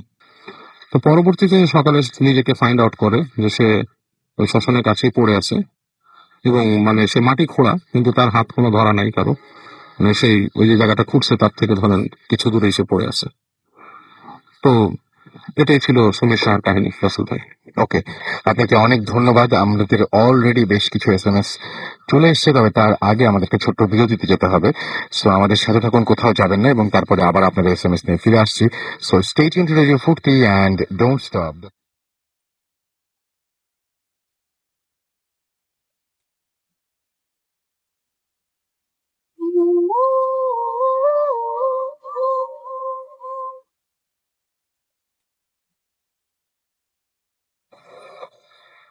শুনছেন সবসময় রেডিও ফুর্তি, আমি রাতের সাথে, এবং আমার সাথে রয়েছে মাসুম, এবং আজকের অতিথিরা চলছে ভূত এফএম। আর ভূত এফএম একদম একবারেই অন্যরকম উইথ গ্রামীণ ফোন। আপনারা এতদিন পর্যন্ত আমাদের সঙ্গে ছিলেন এবং ভবিষ্যতে থাকবেন আশা করি, এবং আপনাদের নিয়ে আমরা যেতে চাই বহুদূর। প্রীতম আমাদের এসএমএস করেছেন সিলেট থেকে, এবং তিনি বলেছেন যে আমার মনটা খুব খারাপ, খুব ভয় পেতে চাই ভূত এফএম শুনে। দেখা যাক কি হয়। পাপ্পু আমাদের এসএমএস করেছেন, এবং আমাদের এসএমএস করেছেন রাব্বানি জুরাইন পোস্তগোলা থেকে। আমাদের এসএমএস করেছেন, এটা হচ্ছে রতন ঢাকা ওয়ারি থেকে। আমরা একবার পেয়েছি আপনার এসএমএস না, আমাদেরকে এছাড়াও এসএমএস করেছেন দেখতে পাচ্ছি ডিজে আমির। তিনি এসএমএস করেছেন পুইজালা থেকে। সাব্বির আমাদের এসএমএস করে সোহেল তানভীর নেত্রকোনা থেকে, এবং তিনি বলছেন যে আমার কাছে মাঝে মাঝে ঘুমের সময় বোবা ধরে। আচ্ছা, বোবা ধরার ব্যাপারটা আমরা আলোচনা করবো ইনশাল্লাহ, আপনার এই ব্যাপারটাও। আকাশ আমাদের এসএমএস করছেন আমাদের সুমন নারায়ণগঞ্জ থেকে। আমাদেরকে এসএমএস করেছেন আরো অনেকেই, যেমন আমি দেখতে পাচ্ছি যে এই মুহূর্তে শাওন যাত্রাবাড়ি থেকে এসএমএস করেছেন, আমাদেরকে এসএমএস করেছেন। আচ্ছা, তিনি বলছেন যে আমার কাছে অনেক বিপজ্জনক গল্প আছে যা শুনলে সবাই মানে ভয় অজ্ঞান হয়ে যাবে। ওকে, আপনি আপনার ঘটনাগুলো পাঠিয়ে দিচ্ছেন না কেন তাহলে? তো সেই বিপজ্জনক ঘটনাগুলো, সেই মানে না পাঠানোর বিপদের কারণটা কি আর কি, সেটা আমাদের একটু জানালে ভালো হয়। আমাদের অ্যাড্রেসটা আমরা বলেই দিচ্ছি আপনাকে, সুতরাং আপনি দেরি না করে পাঠিয়ে দিতে পারেন আমাদেরকে। বিলাল হোসেন আমাদের এসএমএস করেছেন যশোর থেকে। কৌশিক আমাদের শ্রীপুর থেকে এসএমএস করেছেন। নাজমুল নাজমুল আমাদের এসএমএস করেছেন, এবং তিনি বলছেন যে ফ্রাইডে আসলে আমি অপেক্ষায় থাকি, কখন 12টা বাজবে। সুমন আমাদের এসএমএস করেছেন আমাদেরকে। নোমান আমাদেরকে। রাব্বি এসএমএস করেছেন তালতলা থেকে। আমাদেরকে শ্যামলী জাহান বিক্রমপুর থেকে এসএমএস করেছেন। শাহিন আলম আমাদের এসএমএস করেছেন আমাদেরকে প্রিন্স, এবং তিনি লিখেছেন অসম লাগছে। আমাদেরকে সাইদুল আজিজুল এসএমএস করেছেন। তারা দুই ভাই একসাথে ভূত FM শুনছেন। সিয়াম আমাদের এসএমএস করেছেন বরিশাল থেকে। এছাড়া আমাদের এসএমএস করেছেন দেখতে পাচ্ছি আচ্ছা, ফখরুল ইসলাম ফার্মগেট থেকে ফার্স্ট এসএমএস করলেন তিনি। মুন্নি আমাদের এসএমএস করেছেন অর্ক ধানমন্ডি থেকে। এছাড়া আমাদের এসএমএস করেছেন রাজকুমারী। এছাড়াও আনিসুল জামান বাঁধন এসএমএস করেছেন আমাদেরকে। ফয়সাল আমাদের এসএমএস করেছেন রাফি, সহ আরো অনেকে। আপনি যদি এসএমএস করতে চান তাহলে মোবাইলের মেসেজ অপশনে গিয়ে টাইপ করুন ফুর্তি, FOORTI ফুর্তি, স্পেস দিয়ে লিখুন আপনার নাম, স্পেস দিয়ে আপনার মেসেজ পাঠিয়ে দিন 940 নাম্বারে। যারা যারা বিভিন্ন প্রশ্ন করছেন, এবং সেই প্রশ্নগুলো কিন্তু আমি জমিয়ে রাখছি, সেগুলো আমরা কিছুক্ষণ পরে আবারও সেই প্রশ্নের উত্তর দেব। আমাদের হাফিজ এনাম এখানে যেহেতু রয়েছেন, তিনি উত্তরগুলো দেওয়ার চেষ্টা করবেন আর কি। সো আমাদের সাথে থাকতে হবে আপনাদেরকে। আমরা চলে যাচ্ছি আরো একটি ঘটনায়। ভাই, আপনার নামটা প্লিজ একটু বলে আবার ঘটনা শুরু করবেন। থ্যাংক ইউ রাসেল ভাই। আমি আব্দুল কাদের হেলাল ফ্রম মিরপুর 13 এগেইন। এখন আমি যে ঘটনাটি বলবো রাসেল ভাই, এটা হচ্ছে অ্যাকচুয়ালি কুমিল্লাতে। আচ্ছা আমার দেশের বাড়ি কুমিল্লাতে, বছর খানেক আগে। আচ্ছা তো অ্যাকচুয়ালি রাসেল ভাই, ঘটনাটা আমি প্রথমে পেয়েছি পেপারে দেখে। দেন যে গ্রামে ঘটনা ঘটেছে সেটা হচ্ছে আমার খালার বাড়ির পাশের গ্রামে আর কি। তো দেন হচ্ছে আমি আমার কাজিনকে বলেছিলাম সেখানে গিয়ে খোঁজখবর নিতে, কথাবার্তা বলতে। তো ফাইনালি আমি ডিটেলস জেনে এসেছি আপনাকে কথা বলার জন্য। তো অ্যাকচুয়ালি হোসেন ভাই, সেই গ্রামটার নাম হচ্ছে প্রয়াত, কুমিল্লার বুড়িচং থানার আন্ডারে পড়েছে গ্রামটা। ওখানে যেটা হয়েছে, একদিন দুপুরবেলা স্বামী এবং স্ত্রী পুকুরে গিয়েছে গোসল করার জন্য। তো স্ত্রী হচ্ছে পুকুরে লক দিয়ে গোসল করছিল, আর স্বামী পুকুরে অলরেডি নেমে গোসল করছিল। তো সে হঠাৎ লক্ষ্য করে দেখলো যে তার স্বামী বেশ অনেকক্ষণ ধরে পুকুর ডুব দিয়ে উঠছে না। তো এটা লক্ষ্য করে তখন স্ত্রী বেশ লাফালা শুরু করে দিল আর কি। তখন প্রতিবেশী লোকজন এবং আশপাশে যারা ছিল তারা সবাই পুকুরে ঝাঁপিয়ে পড়ে লোকটাকে খুঁজতে লাগলো। তো তারা অনেক খোঁজাখুঁজি করে তাকে পায় নাই। তো এভাবে আস্তে আস্তে এই ঘটনাটা আশপাশে প্রায় মোটামুটি 10 গ্রামে ছড়াই গেল আর কি। এরপরে আপনার লোকজন ওদিন দুপুর থেকে সন্ধ্যা পর্যন্ত সবাই বেশ খোঁজাখুঁজি করলো তন্ন তন্ন করে, কিন্তু কোথাও কিছু পেলো না। ফাইনালি আপনার কুমিল্লা শহর থেকে ডুবুরির যারা দল আছে ওদেরকে ডাকা হলো। ডুবুরি দলরা ওই রাতে সারা রাত ওরা ওদের মতো করে খোঁজাখুঁজি করলো, তাতে কোনো কিছু পাওয়া গেল না, কোনো নিউজ পাওয়া গেল না। পরদিন সকালে মেশিন দিয়ে সেই পুকুরটা পুরোপুরি সেচে ফেলা হলো। সেচে ফেলেও দেখা গেলো যে পুরো কিছু নাই, কোনো মানে কোনো কিছু চিহ্ন পাওয়া গেল না। তারপরে এটা নিয়ে তো মানে বেশ আতঙ্ক তৈরি হলো মানে পুরো এলাকাতেই। তার পাশের গ্রামে এক মানে বেশ খ্যাতনামা কবিরাজ ছিল আর কি, তাকে ডাকা হলো। তো সেই কবিরাজ তার মতো করে কাজ কাম করলো।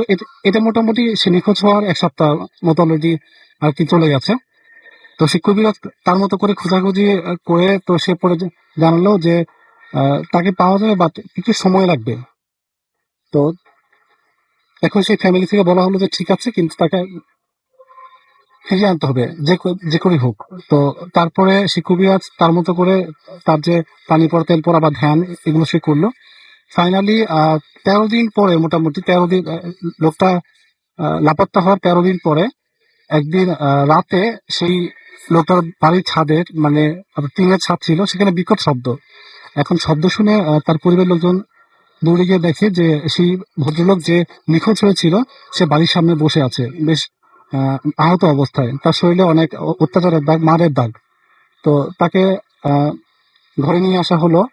তারপর আপনার সে কবিরাজ এসে তার মতো করে পানি পড়া তাকে দিল। দেন লোকটা টুকটাক কথা বলা শুরু করলো আর কি। তো তাকে জিজ্ঞেস করা হলো যে সে এতদিন কোথায় ছিল। তো ওই লোকটা কিছুই বলতে পারলো না, কিন্তু সে ছিল খুব দুর্বল এবং আহত অবস্থায়। তো পরে সে কবিরাজ বললো যে খুব সম্ভবত তাকে পুকুর থেকে কোনো জিন তাকে নিয়ে গিয়েছিল, বিকজ সে তাকে যেদিন পুকুর থেকে নেওয়া হয় তার আগে সম্ভবত সে ওই জিনিসটা কোনো রকম বেয়াদবি করেছিল। তো আসলে এটা ছিল আমার ঘটনা। অনেক ধন্যবাদ আপনাকে। আমরা পরবর্তী ঘটনায় যাবো। বাবু ভাই আবার আসছেন এবং তারপরে আমরা আবারও ফিরে আসবো আপনাদের কাছে। আপনারা অনেকেই দেখতে পাচ্ছি যে অলরেডি SMS করে খোঁজ খবর নিতে বিভিন্ন প্রশ্ন করছেন এবং প্রশ্নগুলো অনেক ইন্টারেস্টিং। যে সমস্ত প্রশ্নগুলো আসলে আমাদের উত্তর দেবার কোনো মানে উপায় ছিল না। আজকে হয়তো অনেক প্রশ্নে আমরা উত্তর দিতে পারবো। সেটা আমাদের অবশ্যই মানে একটু পরে, অবশ্যই এই দুটো ঘটনার পরে আরো একটা ঘটনা রয়েছে, তারপরে আমরা সেই সমস্ত প্রসঙ্গে যাব। সেই পর্যন্ত একটু আপনাদের অপেক্ষা করে থাকতে হবে। সুতরাং অবশ্যই অবশ্যই অবশ্যই ঘুমিয়ে যাবেন না। যারা বিশেষ করে প্রশ্ন করেছেন তারা তো একেবারেই ঘুমানো যাবে না। এবং আমাদেরকে SMS করেছেন আরো অনেকেই। সেই SMS গুলো অবশ্য ওই রিলেটেড। সো আমরা সেই সমস্ত SMS গুলো জমিয়ে রাখছি আমাদের ঘটনাগুলো শুনতে শুনতেই। সেই ফাঁকে ফাঁকে আমরা আপনারা SMS করতে থাকুন এবং জানিয়ে দিন আপনাদের প্রশ্নগুলো। আমরা যাচ্ছি আবার বাবু ভাইয়ের কাছে 10 সেকেন্ড ঘটনার জন্য। থ্যাংক ইউ রাসেল ভাই। এই কাহিনীটার যিনি বলেছেন উনি তার নাম শেয়ার করবেন না, প্লাস ওনার লোকেশনও না, যেহেতু উনি ওনার পার্সোনাল লাইফের কাহিনী এবং ওনার পার্সোনাল লাইফ ইনভলভ। তবে ঢাকা শহরের কোন একটা জায়গায় এই কাহিনীটা। তো একটা বাড়িতে আর কি যিনি ছিলেন, ধরে নিলাম ওনার নাম বা এক্স, উনি একটা বাড়িতে উঠেছিলেন। উনি আর ওনার স্ত্রী, উনি ব্যবসায়ী মানুষ ছিলেন, বাসায় খুব একটা থাকতে পারতেন না। তো বিয়ের পর ওনারা বেশ বড় একটা বাড়ি নেন ঢাকা শহরে কোন একটা জায়গায়, এখন বেশ পরিচিত একটা জায়গায়। এবং বাসাটা বেশ বড় সাইজের, প্রায় 7.5 কাঠা মতো প্লট, বড় একটা জায়গা। পাশে বাগান বাড়ি, বাগান টাইপেরই, গাছগাছালি আছে। তো ওখানে উনি থাকতেন। তো প্রায় সন্ধ্যার সময় আসতেন, এসে বাসায় দেখতেন যে অন্ধকার, পাশের বাড়িতেও মানুষ নাই খুব একটা। এবং এই ঘটনাটা মানে বেশ কিছু আগের, 10-15 বছর বা 20 বছর আগের ঘটনা। মানুষজন বাসার আশেপাশে সন্ধ্যার পর বেশ কোয়াইট হয়ে যেত এলাকাটা। তো উনি আসলে ওনাকে ভাবি বলতেন যে ওনার ভয় লাগে, মানে কেমন শব্দ হয় বাড়িতে, এবং নিচতলায় মানুষ নাই। সেখান থেকে মানে নিচতলাটা খালি ছিল আর কি, যেখানে ছিল সেখানে আপনার দিনের বেলা একটা অফিসের মতো ছিল, কিছু আর কি আপনার স্টক রাখতো, মালপত্র রাখতো, আর কেউ থাকতো না। তো বলতো নিচতলা থেকে শব্দ আসে, বেশ কেমন জানি, মনে হয় সিঁড়িতে কেউ হাঁটে। তো উনি এটাকে ভ্রুক্ষেপ করতেন না, যেহেতু তিনি ব্যবসায়ী মানুষ, সেটা উনি গায়ে মারতেন না। তো একদিন রাতের ঘটনা, একদিন উনি শুয়েছেন, যথারীতি ভাবিও শুয়েছেন, টেলিভিশন চলছিল। তো টেলিভিশন চলতে চলতে মানে আর কি একসময় টেলিভিশন বন্ধ হয়ে যায়, মানে ওই ঝিরি আর কি। তখন সময় আপনার ডিশ নেটওয়ার্ক ওরকম ছিল না আর কি, তখন বিটিভি চলতো আর কি। তো ঝিঝি হচ্ছে টেলিভিশন, এরকম হতে হতে একসময় মানে টেলিভিশন চলে গেছে, ঝিঝি হচ্ছে, মানুষ শুয়ে আছেন। তো ওনার ঘুম এসে গিয়েছিল, ঘুম ভাঙে হঠাৎ উনি উঠে দেখে যে ভাবি উঠে জানে কি খাচ্ছেন পাশে শুয়ে। তো উনি দেখে যে সব অন্ধকার, আশেপাশে চারিপাশে ঝিরি চলছে, সাউন্ড খুব সামান্য। তো উনি টিভিটা ফার্স্টে বন্ধ করেন, তারপর ভাবিকে জিজ্ঞেস করেন, আচ্ছা আলো তো ডিম লাইট জ্বলছে, কি ব্যাপার রাতের বেলা তুমি কি খাচ্ছ এরকম রাতে? তো ভাবি বলতেছে, কেন মাছ খাচ্ছি, তুমি খাবা তাকে সাথে? তো উনি মাছ খাচ্ছে রাতের বেলা। তখন একটা উনি আষ্টে টাইপের একটা গন্ধ পান। তুমি খেয়াল করে দেখে ওই ভাবির হাতে কাঁচা মাছ, ছোট মাছ কোনো, সেটা চাবাই খাচ্ছে সে। মানে ইটস লাইক কুকটু হতে পারতো, কিন্তু কাঁচা এবং আষ্টের গন্ধ আসতেছে ওনার কাছ থেকে। তো উনি প্রথম প্রচন্ড শক হন, মানে সীমাহীন একটা শক, যে হোয়াট ইজ দিস, এরকম একটা ঘটনা তো ঘটার কথা না, কাঁচা মাছ খাচ্ছে সুস্থ মানুষ। তো উনি মানে বলে, তোমার মাথা ঠিক আছে, কি করতেছো তুমি? তো ও পাশে বলতেছে যে আমি মাছ খাচ্ছি, তুমি খাবা তাকে সাথে? তো উনি মানে অবাক হয়ে যায় যে উনি কথা বলতেছে, কথাটা একটা হিস্ট্রি গ্রস্ত রোগীর মতো আর কি, মানে একই কথা দুইবার তিনবার বলতেছে। উনি লাফ দিয়ে উঠে বসে, উঠে লাইট জ্বালায়। তো উনি যখন লাইট জ্বালায় দেখে ভাবি শুয়ে পড়ে, মানে বিছানায় এলায় পড়ে যায় হয়তো ঘুমের মতো। ওনার হাতে দেখে ওই যে ফ্রিজে মাছের প্যাকেট ছিল, সেই প্যাকেটটা তখন পড়ে আছে কয়েকটা মাছ। তো এই অবস্থায় দেখে উনি মানে ভাবি শুয়ে আছে, মুখ দিয়ে মানে ফেনা ফেনা গড়াচ্ছে এসে। তো উনি ওনাকে ক্লিন আপ করে, ক্লিন আপ করে আবার ডাকে ঘুম থেকে উঠে। ভাবি উঠে এগুলো রিকল করতে পারে না কিছু, দুইলে কি করছে। তো উনি বলে যে এরকম এরকম করছো তুমি, এই ব্যাপার। তো সেটা মানে ভাবি রিকল করে না, সে বলে তার কিছু মনে নেই। তুমি যথেষ্ট মানে এটা নিয়ে এবার চিন্তিত হয়ে যায় যে কি ব্যাপার এরকম, আহ, একটা ঘটনা ঘটলো এবং সে মনে করতে পারতেছে না। তো যেহেতু শিক্ষিত মানুষ, উনি ফার্স্টে চিন্তা করে কি এটা কি কোনো স্লিপ ওয়াক টাইপের ব্যাপার, যে মানুষ ঘুমের মধ্যে অনেক কিছু চিন্তা করে বা সামথিং লাইক দ্যাট। তো উনি চিন্তা করে উনি সিদ্ধান্ত নেয় যে আমি দেখি, জেগে থাকি। তো উনি জেগে যখন থাকে, ভাবি ঘুমায় যায়, পরে দেখে যে উনি ঘুমের মধ্যে ভাবি ফিস ফিস ফিস ফিস ফিস ফিস করে কথা বলে। তো এই পর্যায়ে উনি মানে খুব ভয় পায়। পরদিন উনি এই কথাটা ওনার ফ্যামিলির সাথে, ওনার বড় ভাই এবং ওনার মানে যারা খুব নিকট মানুষ তাদের সাথে আলাপ করে। তো তারা ওনাকে বলে যে তোমার বাসায় যারা মুরব্বী তারা বলে যে তুমি কি বাসাটাকে করছিলা, মিরাত দিছিলা, বাসাটাকে বন্ধ করছিলা, সামথিং ক্যান বি রং। অনেক কিছু থাকে, উপরি জিনিস থাকে। তো উনি উপরি জিনিস বলতে উনি বুঝে, আমরা অনেকেই বুঝি উপরি জিনিস বলতে ওরা কি বোঝায়, যে ভূত প্রেত জিন, যে যেভাবে বিশ্বাস করে আর কি, সেই ব্যাপারটা। তো এটা শোনার পরে উনি বলে যে দেখো আমার তো এটার প্রতি খুব একটা ফেথ নাই, তোমরা যদি যা চাও তোমরা করতে পারো, তোমাদের মধ্যে কেউ যদি চাও বাসা মিলাদ দিতে। তো বাসায় একদিন হুজুরকে নিয়ে আসে, এসে বাসাটাকে বন্ধ করতে যায়। তো বন্ধ করতে যায়, হুজুরের বাসায় ঢুকেই সে বলে যে বাসাটা খুব ভালো না, বাসাটার মধ্যে কোনো প্রবলেম আছে। প্রবলেম বলতে এখানে খারাপ জিনিস আছে। এবং ওনার ওয়াইফকে যতই চেষ্টা করে হুজুরের সামনে আনা, সে আসতে চান না, তিনি আসেনি। মানে উনি হুজুরের সামনে ফেস করবে না, এরকম একটা ব্যাপার। এক পর্যায়ে উনি টানা হাঁচড়া করে আনতে পারে না। তো প্রবলেম হয়, হুজুর বলে যে আমি বাসাটাকে এখন বন্ধ করবো না, বাট সম্ভব না, আমাকে আরেকটা সময় দেন। হুজুর চলে যায়। হুম, উনি এই প্রবলেম গুলো ওনার মানে এক্সেলারেটেড হতে থাকে। উনি ঘুমায় থাকে, উনি হঠাৎ করে দেখেন দরজা খোলা, মানে ওনার রুমের দরজা খোলা, লিভিং রুম তো লিভিং রুমের বারান্দার দরজা খোলা। দেখে ওই যে আপনার বারান্দার যে গ্রিলের পরে ভাবি বসে আছে, এবং মানে ওনার চুল টুল ছাড়া, এবং গান গাচ্ছে। তো এরকম সিচুয়েশনের মধ্যে উনি পড়ে, খুবই ভয় পায়। উনি নিয়ে আসে ভাবিকে, উনি চেষ্টা করে যে মানে এই জিনিসগুলোর থেকে মানে ঠান্ডা করা, লাইট জ্বালায়, এবং অনেক রকম দোয়া দরুদ যতটুকু নিজে পারতো এটা পড়া শুরু করে। তো এই পর্যায়ে উনি একটা হুজুরকে ডেকে আনে। হুজুর এসে ওই বাড়িটা ওনাকে বন্ধ করে দেয়। বাট ওই বাড়িতে এই ধরনের ভয়ভীতিকর পরিস্থিতি হতেই থাকে। তো এনিওয়ে বাড়িটার থেকে উনি সরে যায়, বাড়িটা চেঞ্জ করে ফেলে উনি। কিন্তু ভাবের প্রবলেমটা কি ওর হয় না। তো উনি এই ধরনের মানে কাজ করতেই থাকে, মানে আপনার পাগলামো যেটাকে বলে বা আপনি ভৌতিক বলেন, এই ধরনের কর্মকাণ্ড হতেই থাকে। তো বর্তমানে যেটা হয়, উনি কিন্তু প্রবলেমের মধ্যে এখনো আছেন, উনি এটাকে এখনো ক্লিয়ার করতে পারেন নাই। ওনার ওয়াইফ এখনো মানে একটু অ্যাবনর্মালি এরকম আছেন, এরকম আচরণ করছেন। তো এটাই হচ্ছে রাসেল ভাই ওনার কাহিনী। অনেক ধন্যবাদ আপনাকে। আমরা চলে যাবো একটা বিরতিতে যাই, আমরা আমাদের নতুন গেস্ট নিয়ে আসতে হবে কিছু, সুতরাং আমরা শুরুতে একটা বিরতি নিয়ে নিচ্ছি, এবং বিরতির পরে আমরা নিয়ে আসছি আমাদের হাফিজ এনাম ভাইকে, এবং সে সাথে আরো দুজন নতুন অতিথি। সো আমাদের সাথে থাকুন, stay tune two radio 40 and don't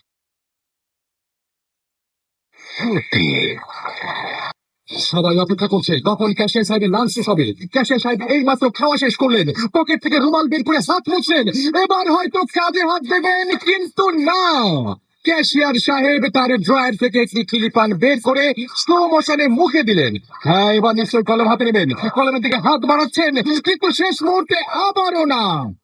কলমের পাশেই রাখা চাইনিজ টুথপিক হাতে নিলেন, তারপর বিশাল হা করে মনের সুখে দাঁত ফিরাতে লাগলেন। উফ, এই দৃশ্য আর কতক্ষণ সহ্য করতে হবে? সে বলেছে সহ্য করতে। গ্রামীণ ফোন নিয়ে এলো 1 টাকায় ভিডিও, যখন তখন মাত্র 1 টাকায় অসংখ্য ভিডিও উপভোগ করতে ভিজিট করুন web.gpvideo.com এ। বিস্তারিত জানতে www.grameenphone.com। চলো বহু গ্রামীণ।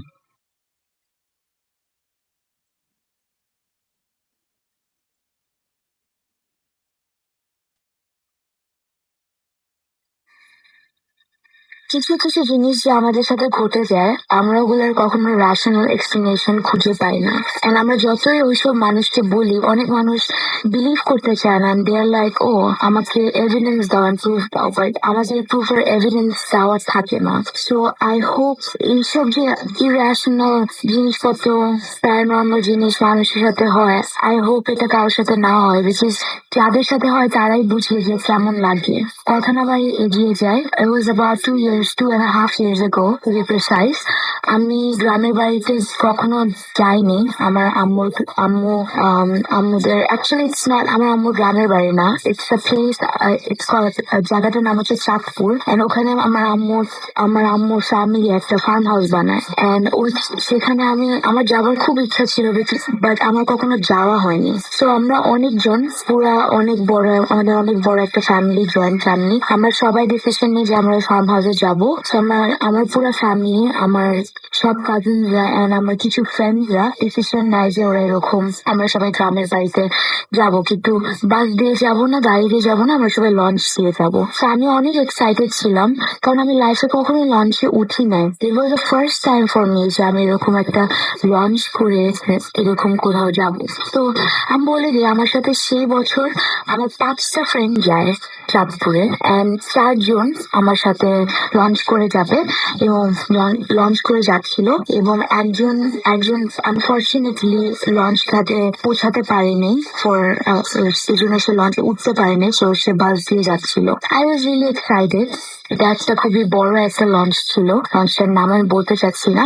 ইট ওয়াজ লাইক 3 তলা একটা লঞ্চ, এন্ড আমাদের অনেকগুলো ক্যাবিন, পুরো একটা ফ্লোর বলতে গেলে আমরা নিই। এবং আমরা ফার্স্টে আমরা অনেক মজা করেছি। So at one point I got really board, কাজ অনেকে বড়রা সবাই ঘুমিয়ে পড়ে, কাজিনসদের মতো এক একজন এক এক জায়গায় মজা করছে। আবার খুব অভ্যাস যে আমি রাত্রিবেলায় গান শুনবো।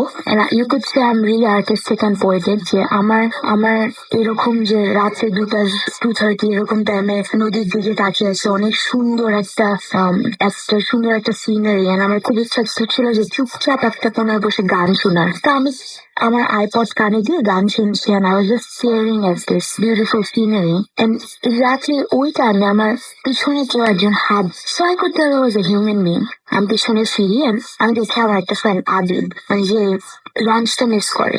আমি তখন মনে মনে ভাবি, ও মেবি আদিজ মেড ইট। আর যেহেতু অনেক মানুষ ছিল, লাইক বলতে গেলে 23-30 পিপল, আই থট আচ্ছা এত মানুষ যেহেতু যাচ্ছে, মেবি আই ডি নট, আমি যদি ভিডিওকে নোটিস করিনি। তো সত্যি কথা, আমি সবাইকে টাইম দিতে হচ্ছিল কিছু করে।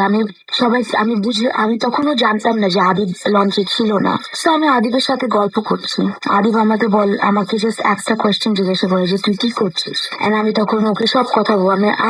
আমি জানি না, সেদিন আমার সিনারিটা দেখে খুব খুশি লাগছে না। আমি যখন খুশি থাকি আমি অনেক কথা বলি, আমি আদিবকে অনেক কথা বলছিলাম, প্রায় আই কুড টেল আমি হাফ এন আওয়ার খালি কথাই বলে যাচ্ছেন, আদিব কিছু বলেনি। তখন আদিব আমার দিকে তাকিয়ে জাস্ট লাস্টের দিকে লাইক 30 মিনিটস পরে সে জাস্ট আমাকে একটা কথা বললো, এন্ড সে সেড যে আমি যাচ্ছি, তুই আমার সাথে যাবি।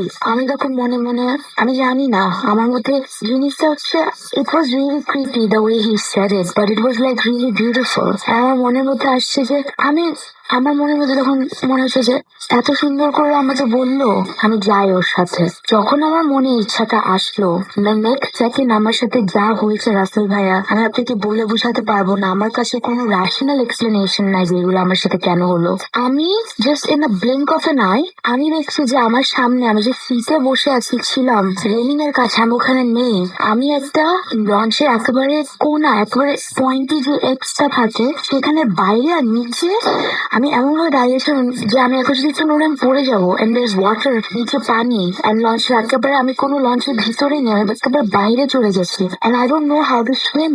আমি একটু বুঝতে পারছিলাম যে পিছন থেকে আমার 3-4টা কাজিন আমাকে থাবড়িয়ে ধরছে ভিতরে ঢুকানোর জন্য। And যখন আমাকে ভিতরে ঢুকায় আমি তখন চুপচাপ বসে বসে ভাবছি যে আমি তখন পুরো বোবা হয়ে গেছিলাম বলতে গেলে, বিকজ আমি বুঝে উঠতে পারছিলাম যে আমার সাথে এটা ঘটলো কিভাবে। তো 30 মিনিট আমি আদিবের সাথে কথা বলছি, আদিব আমার সাথে রেসপন্স করলো। In the blink of N I আমি ওখানে নেই, আমি একেবারে লঞ্চে এজে দাঁড়িয়ে আছি, and আমি নিচে তাকিয়ে আছি। আর আমার কাজিন আমাকে সবাই একটা জিনিস, লঞ্চের ভিতরে একটা ফাঁস তৈরি হয়ে গেল। সবাই সব দিক থেকে আসছে দেখার জন্য যে এটা কিভাবে হলো। তখন আমি আমি আমি তখন কিছু মুখ থেকে বের করতে পারছি না। And before I could say anything, আমার কাজিন আমাকে বলে যে তুই জানিস তুই কত উইয়ার্ড বিহেভিয়ার করছিলি। তখন আমি বলি আমি কই উইয়ার্ড বিহেভিয়ার করছি, আমি তো আমার মতো বসেছিলাম and I was talking to Adib. তখন বলে what are you talking but, Adib তো এখানে নেই, তুই আদিবের সাথে কিভাবে কথা বলে, ও তো বাস দিয়ে যাচ্ছে। I was like no, I don't believe you, আমি আদিবের সাথে কথা বলছি, আই ডোন্ট নো আমি কিভাবে এগিয়ে গেলাম। না, আমার পয়েন্ট অফ ভিউ থেকে I don't honestly remember that আমি কিভাবে গেলাম। And আমার কাজিন ওদিক থেকে আমাকে বলতেছে যে সে আমাকে বলছে তার পয়েন্ট অফ ভিউ থেকে যে আমি কোনায় বসে আছি, and ওরা সবাই আমাকে অনেকই দেখতে পাচ্ছিল যে আমি কোনায় বসে বসে জাস্ট দেখছি। হঠাৎ করে ওরা দেখে যে আমি দৌড়ে চলে যাই সামহাউ, এন্ড এগুলা কিন্তু আমি দৌড়ে চলে যাই, এন্ড আমি ওই এজের মধ্যে পাগলের মতো চিল্লাতে চিল্লাতে ওই এজে যাই। আমি ওখান থেকে লাফ মারবো, এমন তো আমার কাজিনরা যে আমাকে ধরে। I don't remember doing any of this. I remember আমি যে এই কথাটা বলে, and আমি আমার কাজিনকে এই ঘটনাটা বললাম। আমার কাজিন পুরো চুপ ছিল, সে কিছু বলে নাই, সে তার মতো চুপচাপ বসেছিল। আমি দেখতে পাচ্ছিলাম যে ও একটু উইয়ার্ডেড আউট ফিল করেন। ও he is the only person যে আমাকে ওই লঞ্চে বিলিভ করে যে আমার সাথে এই ঘটনাটা ঘটে। জাস্ট টু কনফার্ম, আমি আদিত্যকে কল করি, and it was around 2:30, and Aditya was like হ্যাঁ I am on my way, আমি আসছি, আমি বাসে। তো তারপর আমি বুঝলাম যে হ্যাঁ ওকে। সো আমার লঞ্চের ভিতরে খুব একটা সবাই খুব টেনশন, এটা কি হলো। And আমি তো তখনও খুব শকড আমার সাথে এটা কি হলো। আমার তো আমি কিছুই বলতে পারছি না, এক্সপ্লেনেশন তো নাই বলতে গেলে। তখন আমার কাজিন আমাকে বলে কি শোন, তোর সাথে যেটা হয়েছে প্রায় ওটারও প্রায় 1 বছর আগে আমার সাথে সেম ঘটনাটা ঘটেছে। অ্যান্ড ইটস লাইক আমিও এরকম বসে বসে গান শুনছি, and আমি বসে আছি, and then I see this certain person আসলো, এসে আমার পাশে বসলেন, he started talking to me. আমার মাথায় কখনো আসে না যে এই মানুষটা এখন তো লঞ্চে নাই, থাকার কথা না, কাজ তো দেশের বাইরে। হঠাৎ করে at one point I realized that ওই মানুষটা তো এখানে থাকার কথা না। And তখন আমি যখন দেখি, when I looked at it, আমি যখন রিয়েলাইজ করি যে আমি যেখানে বসেছিলাম ওইটার যে রেলিংটা ছিল ওটা ক্রস করে আমি বাইরের দিকে লঞ্চে একেবারে বাইরে থেকে, and আমি ধরে আছি, and একটু হলে আমি জাম্প করতাম আমার নিজের অজান্তে। সো এরপরে যেটা হয় যে ঠিক তারপর দিনই আমি ফোন কল পাই যে আমার ওই ফ্রেন্ডটা মারা যায়। আমার কাজিনের যে ফ্রেন্ডটা যে ওখানে থাকার কথা না, সে অ্যাকচুয়ালি অ্যাক্সিডেন্ট করে কোনো একটা কারণে মারা যায়। সো এরপরে আমরা সবাই সবার মতো লাইক যা হওয়ার এটাকে আমরা ভুলে যে আমরা এক্সাইটমেন্টে আবার ভুলে যাই যে আচ্ছা ঠিক আছে হয়ে গেছে, এখন আমরা যে অনেক মজা করবো। সো আমরা লঞ্চ ফেরিঘাটে পৌঁছাই প্রায় ভোরবেলার দিকে, যেহেতু সারা রাত আমাদের লাগলো চাঁদপুরে আসতে। অ্যান্ড আমরা বের হয়ে আমরা আমাদের ফার্ম হাউসে চলে যাই, অ্যান্ড ওইখানে যে আমরা সবকিছু সেট আপ করা স্টার্ট করি, অনেক মানুষ, আমরা সবাই খুব মজা করবো। অ্যান্ড হঠাৎ করে উই রিয়েলাইজ দ্যাট আদিব তো এখনো পৌঁছায়নি, অ্যান্ড ইনফ্যাক্ট সিন্স ও গাড়িতে আসছিল ওর আমাদের অনেক আগে পৌঁছে যাওয়ার কথা ছিল। সো আই কলড আপ আদিবস প্যারেন্টস, অ্যান্ড আমি যেটা শুনলাম, আমি যেটা জানতে পারলাম যে he had an accident and accidente ওর খুব খারাপ ভাবে he got injured and অনেক ক্রিটিক্যাল ছিল এবং সকালবেলা মানে ভোরবেলায় ও he didn't make it and he died. I'm not trying to relate আমার সাথে যা ঘটেছে আমি ওইটা আদিবের ডেথের সাথে রিলেট করে ওর ডেথকে ডিসরেসপেক্ট জানাতে চাচ্ছি না। আমি বলছিও না যে আমার সাথে যা ঘটনা ঘটেছে এটার সাথে নিশ্চয়ই কোনো কানেকশন আছে। এটা কোইন্সিডেন্সও হতে পারে যে আমার কাজিনের সাথে যেটা ঘটেছে আমার সাথে যেটা ঘটেছে এটা কমপ্লিট কোইন্সিডেন্স হিসেবে আমি নিয়েছিলাম। I didn't want to disrespect his death and আমি কাউকে বলিও নেই যে আমার সাথে এটা আদিব নিয়ে ঘটেছে। এক আমার কাজিন জানতো শীত মতন ঘটনাটা and এরপরে আমরা এই জিনিসটা দাবি দিই আর আমরা কখনো এটা নিয়ে কথা বলিনি আনটিল এই বছরের ফার্স্টের দিকে। আমরা 2 বছর হয়ে যায় আদিবের এরকম মারা যাবার পরে আর আমরা এটা নিয়ে কোনো কথা বলিনি। এই বছরের ফার্স্টের দিকে আমরা একটা ফ্রেন্ডের বাসায় যাই and এটা হচ্ছে আমাদের একটা ফ্রেন্ডের বাসা and somehow আমাদের সাথে একটু কন্ট্যাক্ট হয়, আমরা একটু কথাবার্তা বলতে আমরা একটু ভালো ফ্রেন্ডস হয়ে যায়। তো আমরা সব অনেক ফ্রেন্ডস মিলে আমরা আড্ডা দিচ্ছি and আমাদের কথা টপিক হঠাৎ করে প্যারানর্মাল অ্যাক্টিভিটির দিকে চলে যায় যে কার লাইফে কি প্যারানর্মাল অ্যাক্টিভিটি ঘটে। আমার কাছে অনেক ঘটনা আছে রিলেটেড টু এরকম অনেক ঘটনা আছে, আমি অনেক কিছু শেয়ার করছি। তো ও হঠাৎ করে ও আদিবকে চিনতো না, আদিবের ব্যাপারে জানতো যে ও অ্যাক্সিডেন্টে মারা গেছে, বাট আমার সাথে যে এসব ঘটনা ঘটছে এগুলোর ব্যাপারে ও কখনো জানে না এবং শুনে নেই। সো হি স্টার্টেড, ও হঠাৎ করে একটা ঘটনা বললো, নিজের থেকে একটা ঘটনা বলে উঠলো অ্যান্ড ফানি ফ্যাক্ট যে ও যে ঘটনাটা বললো আমার আর আমার কাজিনের ঘটনাটা এক্স্যাক্টলি সেম লঞ্চটাতে ঘটে and exactly থার্ড ফ্লোরে ঘটে and he was like ও বলতেছে যে আমি ওর আবার কাজিন মারা গেছে পরের দিন and আমি আমার কাজিনের ডেথকে ডিসরেসপেক্ট করতে চাচ্ছি না, বাট এটা আনএক্সপ্লেনেবল আমার কাছে। ওরও আরেকটা পরিচিত একজনের সাথে সেম ঘটনা ঘটে এবং তারও একটা রিলেটিভ পরের দিন মারা যায়, তার ক্লোজ বা কোনো একটা ক্লোজ মানুষ পরের দিন মারা যায়। তো 4 জনের সাথে একই ঘটনা ঘটার কোনো মানে নেই and এটা অনেক একটা কোইন্সিডেন্স বলাও যাচ্ছিল না।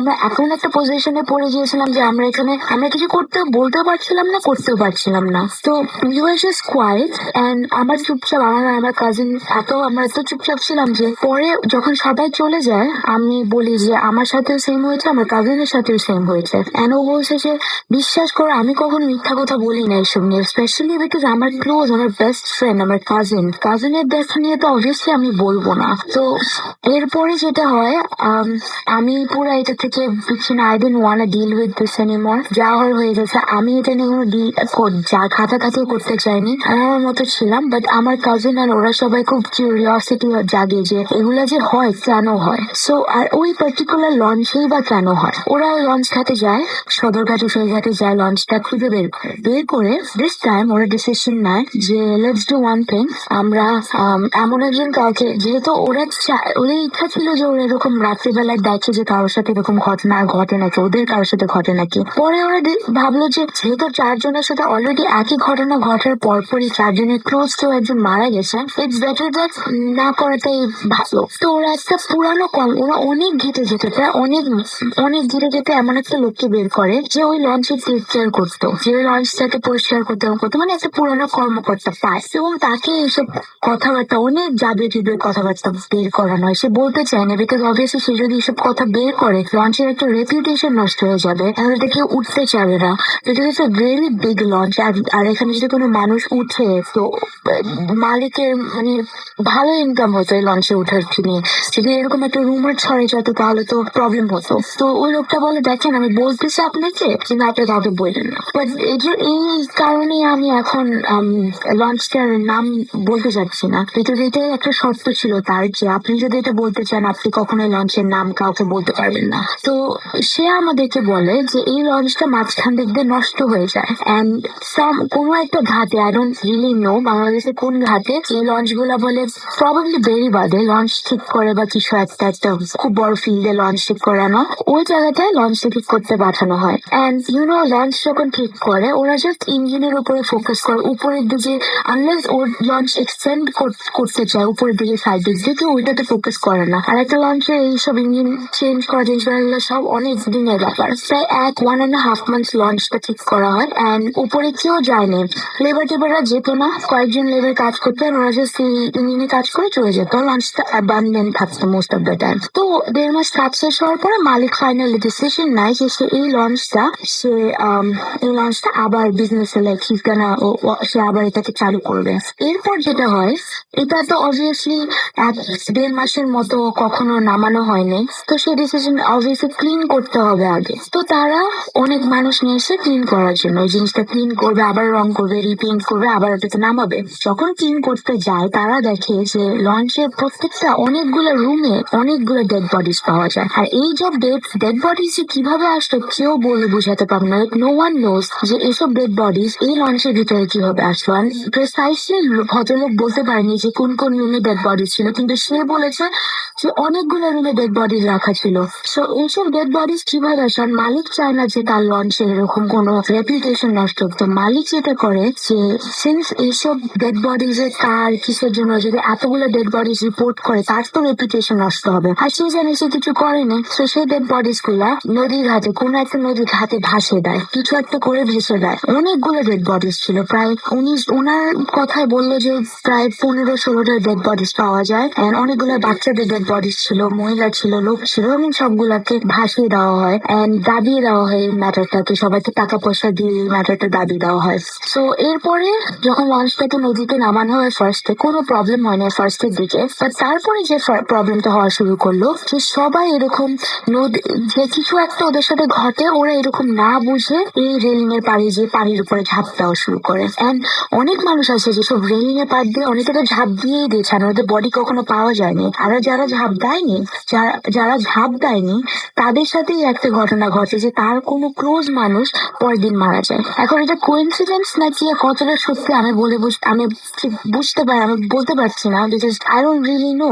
এন্ড জাস্ট একটু যে উনি বলেছে যে ওনার অনেক ক্লোজ মানুষের সাথে, মানে ওনার পরিচিত, ওনার সাথে এরকম ঘটে যে উনি এরকম একদিন কাজ করতে গিয়ে দেখে এন্ড ওনার পরদিন তার অ্যাকচুয়ালি তার ছেলে মারা যায় তারপরের দিন। এবার সে বলে যে আমি আপনাদেরকে একটা কারণেই বলছি, কারণ একটা কারণে এইসব কথা বলছি, কারণ আমার ছেলে পরের দিন মারা যায়। এখন আমি জানি না যেটা কেন হয়েছে। আর সবাই বলে যে মেবি দিস হ্যাপেন, এটা হয় যে কোনো ক্লোজ মানুষ যদি মারা যায়, এন্ড কয়েকটা মানুষের কাছে শুনেছি যে যদি কোনো ক্লোজ মানুষ মারা যায় তাতে তুমি তার লাস্ট মোমেন্টে দেখতে পারো।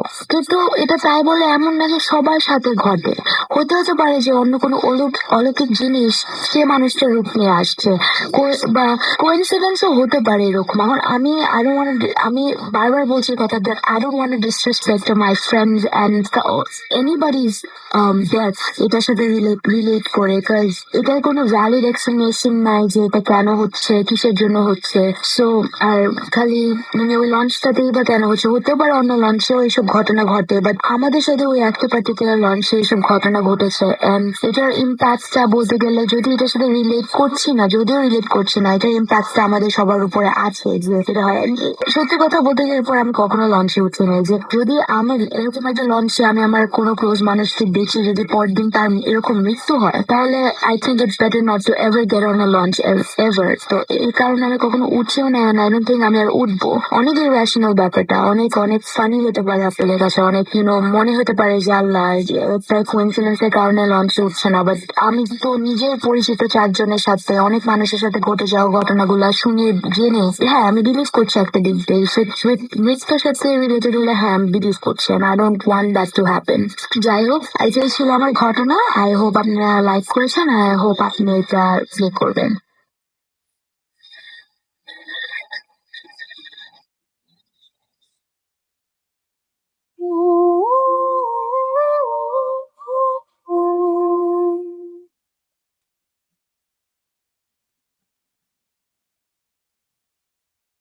এবং আপনারাও কিন্তু এরকম মানে যে সমস্ত আপনাদের ঘটনাগুলো আছে সেই ঘটনাগুলো রেকর্ড করে আমাদের অডিও ক্লিপটা পাঠিয়ে দিতে পারেন। সময় রেডিও ফুর্তি 88.0 FM, বাংলাদেশের সর্ববৃহৎ রেডিও নেটওয়ার্ক।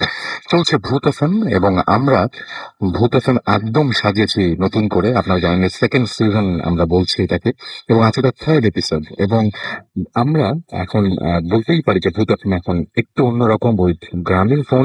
আপনারা সবসময় আমাদের সঙ্গে ছিলেন এবং আপনারা যদি থাকেন তাহলে ভূত এফএম কে নিয়ে আমরা যেতে চাই।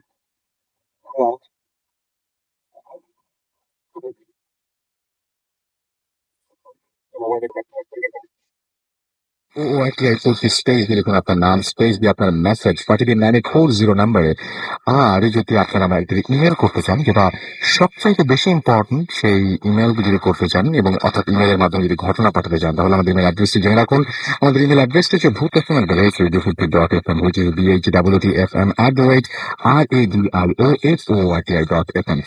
আমাকে অনেকেই বলছেন যে আজকের যে এপিসোডটা, সেই এপিসোডটা একটা হিস্টোরিক্যাল এপিসোড। ওকে, সো আমি আসলে আচ্ছা, তার আগে জানিয়ে দিই যে আমাদের ফেসবুকে কিভাবে কমিউনিকেট করবেন। আমাদের ফেসবুকের অ্যাড্রেসটি হচ্ছে www.facebook.com/radiofurti।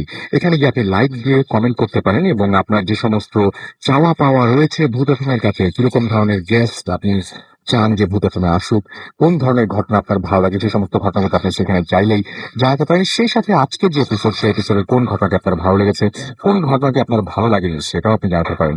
আমরা কিন্তু সবসময় পজিটিভ এবং নেগেটিভ দুই ধরনের এসএমএস করি, সুতরাং চিন্তার কোনো কারণ নেই। আপনাদের প্রত্যেকটা এসএমএস আমাদের কাছে অনেক বেশি গুরুত্বপূর্ণ, আপনাদের প্রত্যেকটা কমেন্ট আমাদের কাছে অনেক বেশি গুরুত্বপূর্ণ। আমাদের আরো কিছু স্টোরি রয়েছে, তবে তার আগে কিছু এসএমএস পড়ে ফেলতে হবে। অনেকেই অনেকক্ষণ ধরে এসএমএস পাঠাচ্ছেন। শোভন আমাদের এসএমএস করেছেন এবং তিনি বলছেন যে জিনের ওয়ার্ল্ডের ডাইমেনশনে যাওয়া সম্ভব কিনা। আমাদের হাফিজ সাহেব কিন্তু এখানে অলরেডি উপস্থিত আছেন, তিনি হয়তো বলবেন যে সেই তাদের যে পৃথিবী, তাদের যে ওয়ার্ল্ড, সেই ওয়ার্ল্ডে আসলেই বিচরণ করা সম্ভব কিনা, সেটা তিনি একটু পরে বলবেন।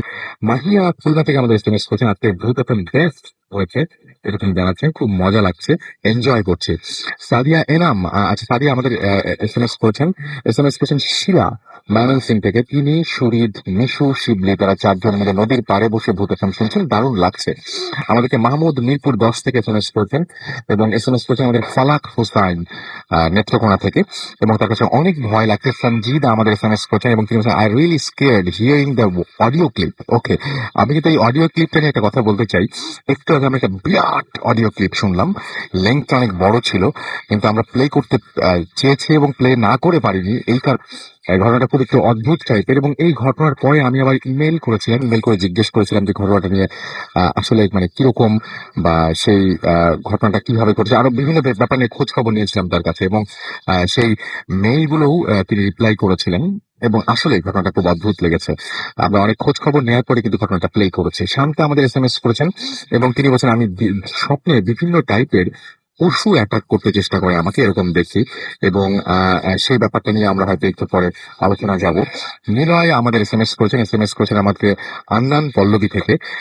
কবির আমাদের জিঞ্জিরা থেকে এসএমএস করেছেন এবং আমাদেরকে এসএমএস করেছেন এমডি জিহাদ মিরপুর থেকে, এবং আমাদেরকে এসএমএস করেছেন সাজু ধানমন্ডি থেকে, এবং সজয় আমাদের এসএমএস করেছেন। আচ্ছা, সবাই কিন্তু এই লাস্ট স্টোরিটা অনেক পছন্দ করছেন, যেটা একটা অডিও ক্লিপ ছিল। নওশিন আমাদের এসএমএস করেছেন। যারা দেশের বাইরে থাকেন তারা কিন্তু এরকম আপনার ঘটনাগুলো অবশ্যই রেকর্ড করে পাঠিয়ে দিতে পারেন আমাদের কাছে। সাজু এলিফ্যান্ট রোড থেকে আমাদের এসএমএস করেছেন এবং তিনি বলছেন অনেক ভয়ের গল্প। অয়ম সাহা আমাদের এসএমএস করেছেন এবং তিনি বলেছেন যে দিস এপিসোড ইজ অ্যামেজিং। আমাদেরকে মুন এসএমএস করেছেন মিরপুর থেকে এবং আমাদেরকে এসএমএস করেছেন পায়েল সহ আরো অনেকে। আপনি যদি এসএমএস করতে চান তাহলে মোবাইলের মেসেজ আপনাকে টাইপ করুন ফুর্তি FORTI ফুর্তি স্পেস দিয়ে আপনার নাম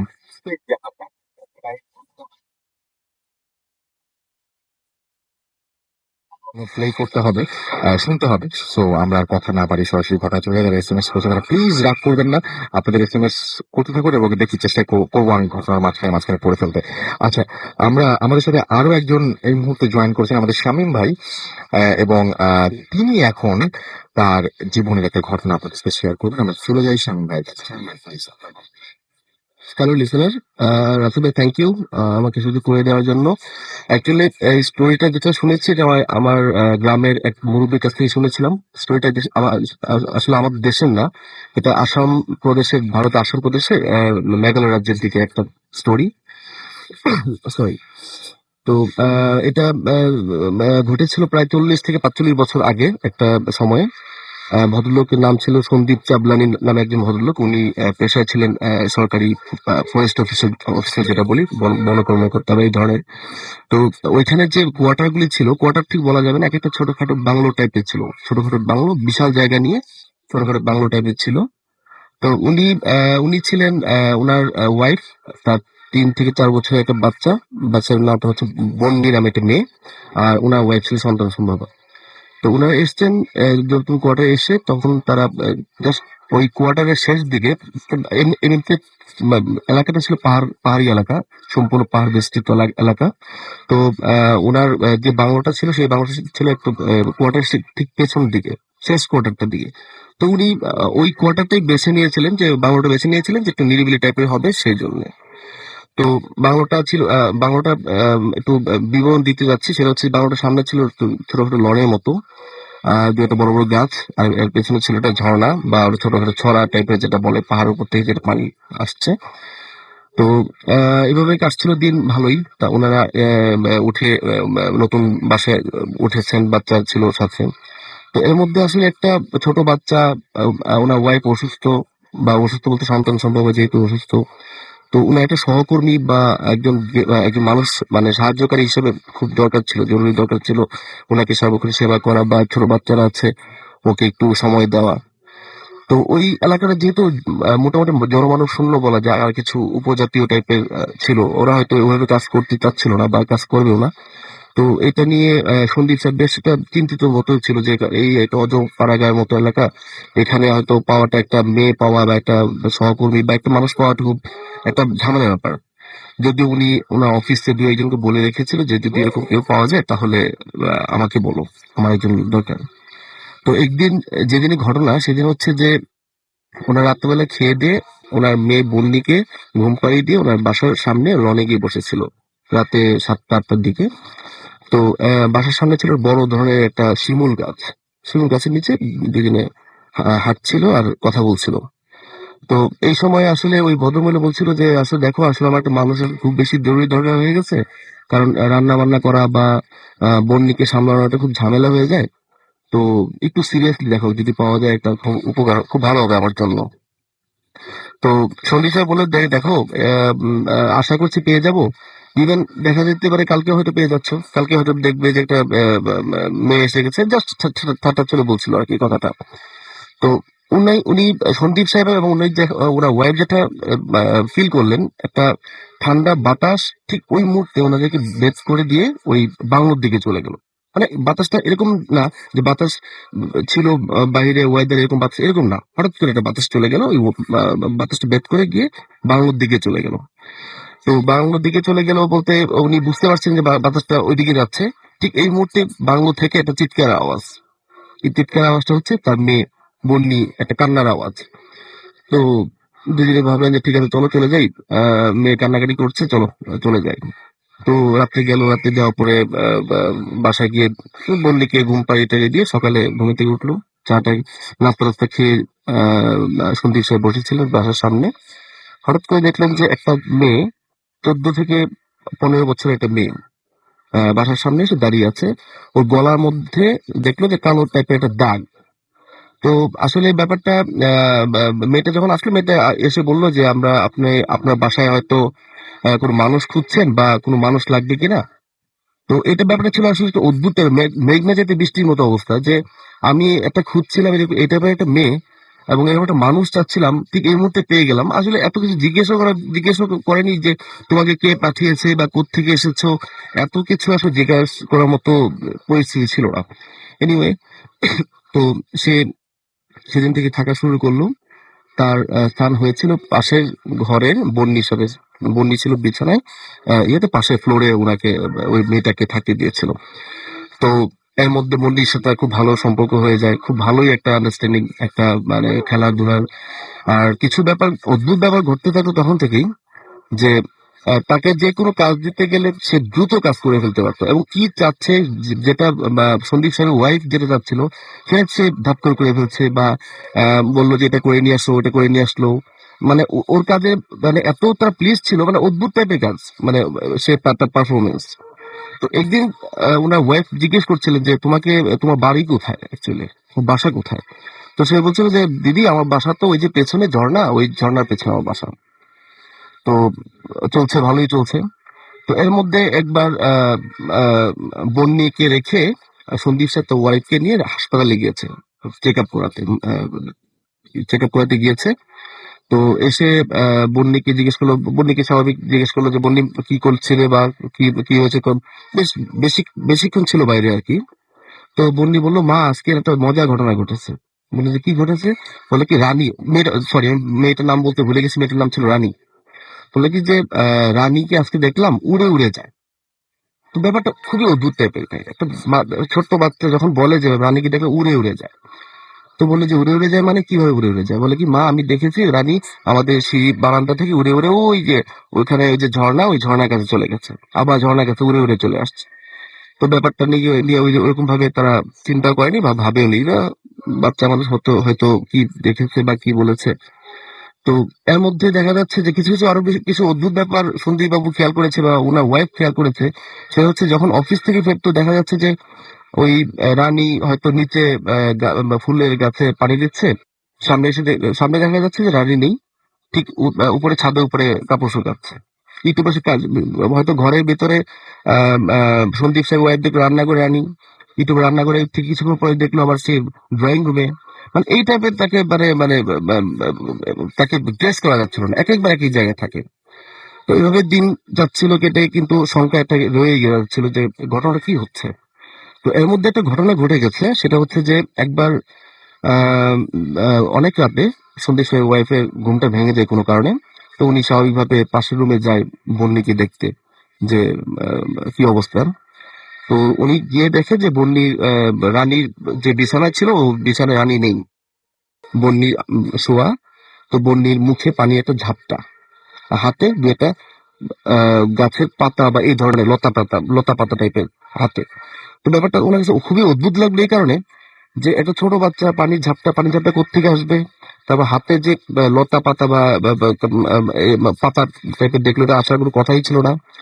তো এই সে তার শাড়ির আঁচল দিয়ে মুখটা মুছে দিল। মুছে দেওয়ার পর সাথে দেখলো যে রানী হাজির। তো বললো রানী তুমি কোথায় ছিলে? রানী বললো যে দিদি আমি পাশেই ছিলাম। এবং ঠিক অদ্ভুত ভাবে সেই পানির ঝাপটা রানীর মুখেও ছিল, দুজনের মুখে একই ধরনের পানির ঝাপটা। তো ব্যাপারটা তখনই সে একটু মার্ক করলো এবং সকালে বললো যে না, সামথিং ইজ রং, এখানে কিছু একটা ঘটছে, কারণ এরকম হতে পারে না। তো হাতে কিভাবে আসলো, ওর হাতে মুখে পানির ঝাপটা, রানীর মুখে পানির ঝাপটা, একই ধরনের পানির ঝাপটা। তো সন্দীপ সাহেব ভাবলেন যে ঠিক আছে, তা আমরা একটা কাজ করি, পাশে মন্দিরে পুরোহিত আছেন, ওনাকে আমরা খবর দিই ব্যাপারটা। তো পুরোহিতকে খবর দেওয়া হলো, পুরোহিত আসলো একদিন, যে কোনো একদিন সন্ধ্যায় পুরোহিত আসলেন। তো পুরোহিত আসার পর থেকে রানী নাই, উধাও, একদমই উধাও। বা ওনাকে বাসায় কোথাও পাওয়া যাচ্ছিল না, নাই নাই। তো পুরোহিতকে সম্পূর্ণ ঘটনা খুঁজে বললো যে আসলে আপনাকে যে কারণে আনা হয়েছিল এই ঘটনাগুলো ঘটছিল। তো পুরোহিত সাহেব বললেন যে দেখেন, আপনাকে আমি একটু বর্ণনা দিই, এই টাইপের ঘটনা কি দেখি 14-15 বছরের মেয়ে এই ধরনের কিছু? বলে হ্যাঁ। বলে মেয়েটার নাম কি রানী বা এই ধরনের? বলে হ্যাঁ মেয়েটার নাম রানী। তা বললে যে আপনারা খুব ভালো একটা বিপদে আছেন বা বিপদে কেটে গেছে হয়তো, কারণ এই মেয়েটি আজ থেকে আরো ওই সময় থেকে আরো 7-8 বছর আগে সুইসাইড করেছিল এই বাসাতেই। সুইসাইড করার পর থেকে আরেক ফ্যামিলির বাসায় এসেছিল এবং তার সাথে এরকম ঘটনা ঘটেছিল। তো সেদিন থেকে রানী নেই। আবার সেই মোটামুটি একটা বড় ধরনের শক তাদের মধ্যে ফ্যামিলি ঘটে গেছে, বা তারা একটা এটাকে কল্পনা ভাববে না বাস্তব ভাববে, এবং এভাবেই মোটামুটি দিন কাটছিল। তো ঘটনা এখানেও শেষ না, ঘটনা শুরু আরেকটা পর্ব শুরু এখান থেকে। তো রানী নেই, এর মধ্যে চলছে এর মধ্যে সন্দীপ সাহেবের ছোট একটা বেবি হয়েছে, ছোট একটা ছেলে বাচ্চা হয়েছে আর কি। তো সন্দীপ সাহেব আর তার মেয়ে বন্নি একসাথে থাকতো একই একটা বেডে, আর ছোট বাচ্চাটাকে নিয়ে পাশে ওনার ওয়াইফ থাকতো। তো প্রতিদিন প্রায় রাতে একটা ঘটনা ঘটতো, যে সেটা হচ্ছে যে বন্নি চিৎকার দিয়ে বলতো বাবা বাবা তুমি আমাকে ধরে রাখো, আমাকে রানী নিতে চায়। তো বলতো মা না মা, তোমার আর কিচ্ছু হবে না মা, আমি তো আছি, রানী তো নেই না মা, বাবা রানী নিতে চায়, রানী আমাকে সবসময় ডাকে নিতে চায়। তো ব্যাপারটাকে আসলে প্রথম 2-3 দিন গুরুত্ব দেয়নি। তো এর মধ্যে গুরুত্ব দেওয়ার মতো ব্যাপারটা হয়ে গেছে, কারণ প্রায় এই কথা বলে, প্রতিদিন এই কথা বলে, যখনই জড়িয়ে ধরে তখন ঠিক থাকে। তো একদিনের ঘটনা, সেদিন হচ্ছে যে ঘুমাচ্ছিল বেচারা, সন্দীপ সাহেব টায়ার্ড ছিলেন। তো মেয়ে যথারীতি চিৎকার দিচ্ছে যে বাবা বাবা, বন্যি আমাকে নিতে যাচ্ছে, রানী আমাকে নিতে যাচ্ছে, রানী আমাকে নিতে যাচ্ছে। তো উনি আর জিনিসটা ওই দিন খেয়াল করেননি। তো খেয়াল করেননি, উনি ঘুমিয়ে গিয়েছিলেন। তো হঠাৎ করে ঘুমটা ভেঙে গেল। ঘুমটা ভেঙে যাওয়ার পরে পাশে উনি খেয়াল করে দেখলেন যে ঠিক আছে, দেখি মেয়ে, জাস্ট হয় না যে নিজের বাচ্চা দেখার জন্য বাচ্চা কি অবস্থা আছে, দেখে যে বন্যি নেই, তার বিছানায় নেই নেই নেই। তো তাকে সাথে সাথে খুঁজে বের করার চেষ্টা করা, সবাই মিলে বাইরে গেল। তো বন্যিকে আবিষ্কার করা হলো সেই পাহাড়ের পিছনে যে পাহাড়ের চূড়া ছিল, ঝর্ণা বা ছড়া টাইপের যেখানে, ওখানে তাকে মোটামুটি পুঁতে রাখার মতো অবস্থা, মাটির মধ্যে পুঁতে রাখার মতো অবস্থা। মোটামুটি মানে সেন্স আছে, কিন্তু খুব খারাপ অবস্থায় তাকে পাওয়া গেল। তো পরে দিন চিকিৎসা করিয়ে তাকে বাসায়, বেশ কিছুদিন চিকিৎসা করে বাসায় আনা হলো। কিন্তু সেই ছোট্ট মেয়েটি আগের ছোট্ট মেয়েটির মতো ছিল না, অনেকটা অপ্রকৃতিস্থ বা অ্যাবনর্মাল টাইপের ছিল। তো এরপরে তারা আসলে ওই এলাকা থেকে ট্রান্সফার হয়ে গেছে। তো এরপরে ঘটনা জানা জানি ওই মেয়ের সাথে আর কি হয়েছিল, বা আদৌ সে বেঁচে আছে কিনা, বা মেয়েটা কি কি অবস্থা হয়েছিল, পাগল টাগল বা এই ধরনের কিছু একটা। অনেক ধন্যবাদ আপনাকে। আমরা আবার চলে যাচ্ছি আমাদের হাফিজ এনাম ভাইয়ের কাছে, যিনি প্রথমেই আপনাদের সাথে একবার এসে উপস্থিত হয়েছিলেন এবং ঘটনা কিছু শেয়ার করেছিলেন।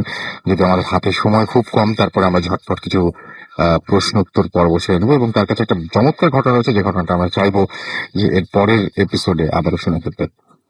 যাই হোক, আমি একটু আপনাকে বলি যে আপনি এখানে এসেছেন, অনেকে ইন্টারেস্টেড, এবং অনেকেই আসলে এত বেশি প্রশ্ন করেছেন। আমি মানে মোটামুটি সবাই যে ধরনের প্রশ্ন করছেন সেই প্রশ্নগুলোকে একটু একরকম করে বলি। হ্যাঁ, মানে মানে যে প্রশ্নগুলো সবচেয়ে বেশি এসছে, যেমন জিনে ধরা, হুম। আর কেউ যদি কারো কুফরি করে, বা যদি হচ্ছে যে বান মারা বলে বা এরকম, এই ব্যাপারগুলো কি এক?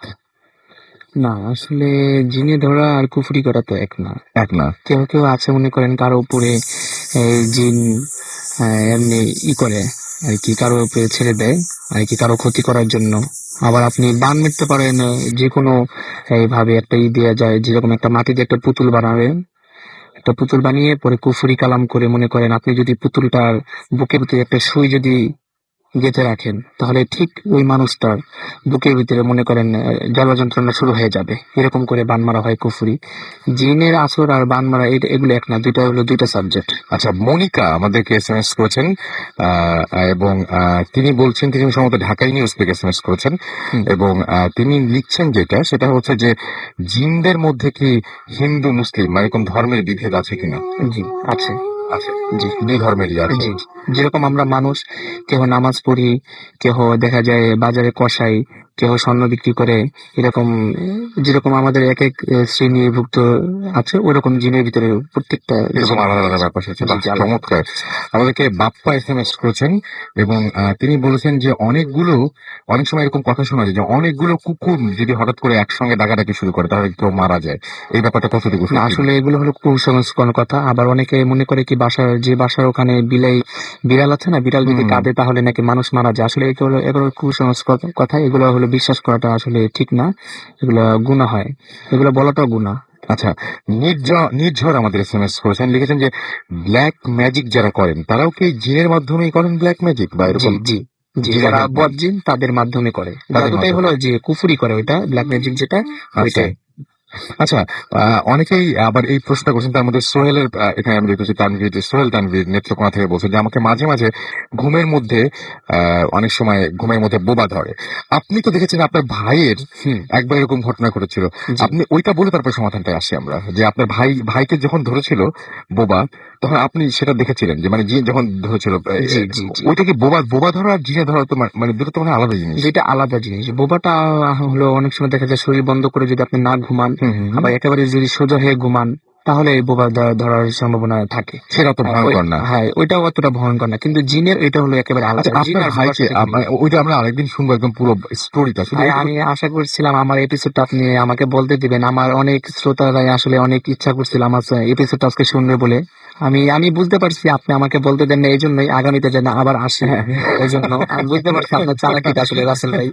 তবে আমার শ্রোতাদেরকে আমি জানাই যে সবাইকে আমি আসলে আন্তরিকভাবে দুঃখিত। আপনারা মন খারাপ করবেন না, আগামীতে যেদিন আবার ইনশাল্লাহ আসবো সেদিন আপনারা শুনবেন। আমি আশা করি রাসেল ভাই আগামীতে আমি যদি আসি তাহলে অবশ্যই আমাকে নেক্সট ডে এটা বলতে না দিবেন। না, তার মধ্যে ছোট্ট একটা অংশ বলেন আপনার ভাইয়ের সাথে যে হয়েছিল ওই অংশটা একটু যে আপনি আমার বলেন। ভাইয়া ঘুমাইছিল, ঘুমানোর পরে দেখা গেল কি ভাইয়ার পেটের উপরে পাড়া দিয়ে একটা একটা কালো বড় একটা ছায়া হেঁটে হেঁটে যাচ্ছে। আমার ভাইয়া এটা দেখে একটা চিৎকার মারছে। চিৎকার মারার পরে আম্মু তারা সবাই আসছে, আসার পরে পরে জিজ্ঞেস করতেছে কি হয়েছে নাইম। আমার ভাইয়ের নাম তো নাইম। পরে ভাইয়া বলতেছে যে আম্মু, আহ, আমার আমার বুকের উপরে পাড়া দিয়ে এই মাত্র একটা ছায়া মতন কি জানি গেল, দেখো তো বারান্দায় কিছু আছে কিনা। পরে যখন বারান্দায় গেল দেখা যায় যে কিছুই নাই। ভাইয়া কিন্তু স্পষ্ট ভাবে দেখছে, এবং শুধু ভাইয়া না, এটা আমাদের এই হিস্ট্রিটা অবশ্য আমি ইনশাল্লাহ নেক্সটে বলবো না যে কি ঘটনাটা, বিশেষ করে বোবা ঘটনাটা আমি বললাম। ভাইয়া তখনই আর কি সেন্স হারা ফেলে। পরবর্তীতে পানি পড়ার মাধ্যমে ভাইয়া আবার উঠে পরে খাটের নিচে এটাকে অনেক খোঁজা হয় কিন্তু এটাকে পাওয়া যায় না। আচ্ছা, আর আরেকটা জিনিস, আরো অনেক আসলে এত কোশ্চেন আসছে না, আমি ঘটনা কখন শুনবো, আপনার প্রশ্ন আসছে অনেক। আচ্ছা, আমাদেরকে মুতালিব লিখেছেন রামপুরা থেকে যে আমার সামনে যদি সাদা অথবা কালো ধরনের কোনো কিছু দাঁড়িয়ে থাকে বা ছায়া ছায়া বলতে পারে, অনেকে ছায়ার কথা বলেছে আর কি, যে সেই মুহূর্তে আসলে আমার ওই মুহূর্তে করণীয় কি? ওই মুহূর্তে হলো যদি আয়াতুল কুরসি যদি পারে তাহলে আয়াতুল কুরসি পড়া, আর যদি আয়াতুল কুরসি না পারে তাহলে সূরা ইখলাস 3 বার পরে বুকে ফু দেওয়া। তাহলে আর আশা করি ইনশাআল্লাহ ওই ছায়াটা আর দেখবে না। এবং মোটামুটি ওই সময়টা থেকে উদ্ধার মানে জি পরিত্রাণ পাওয়া জি যাবে আর জি কি। জি। আচ্ছা, আমাদেরকে আরো একজন লিখেছেন, জুনায়েদ লিখেছেন যে আপনার কাছে প্রশ্ন, আমার সাথে আপনার আপনার সাথে যে জিনটি রয়েছে সেই জিনটির বয়স কত? আসলে সেই সম্পর্কে আমি এখানে কিছু এখন বলতে চাই না, কারণ এটা আমার একদম পার্সোনাল ব্যাপার, হ্যাঁ হ্যাঁ সেটাই আর কি।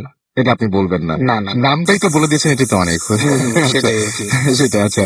আমাদেরকে এসএমএস করেছেন হায়দার মিরপুর 1 থেকে, এবং তিনি বলেছেন যে দিনে অথবা রাতে ঘুমালে আমার ওপর অনেক অত্যাচার হয়, আমাকে কেউ একজন মেরে ফেলতে চায়। হ্যাঁ, মানে এরকম এরকম ব্যাপার তার সাথে কেন ঘটে? এটা কি শুধু স্বপ্নের ভিতরে হয় না বাস্তবে হয়, এটা আমাকে জানতে হবে। ঘুমালে, হ্যাঁ ঘুমালে। ঘুমালে তাহলে এটা হলো এই যে বোবা। হ্যাঁ আচ্ছা আচ্ছা এটা অবশ্যই বোবা, এটা কোনো বদজিন বা আছরে এটা এটা কিছু না, এটা বোবায় ধরে। আচ্ছা। বোবা দলে শরীরবন্দি তাবিজ যদি আপনার সাথে ব্যবহার করেন তাহলে আশা করি আর ইনশাল্লাহ এটা তাহলে আর হবে না। আচ্ছা, তো এরকম অসংখ্য প্রশ্ন কিন্তু আমাকে এখনো করে আছে। আপনি আসলে মানে কি বলবো, যে আপনাকে আসলে আরেকবার আসতেই হবে। আমি চালাকি করে আর যাই করি আপনাকে আসতে হবে।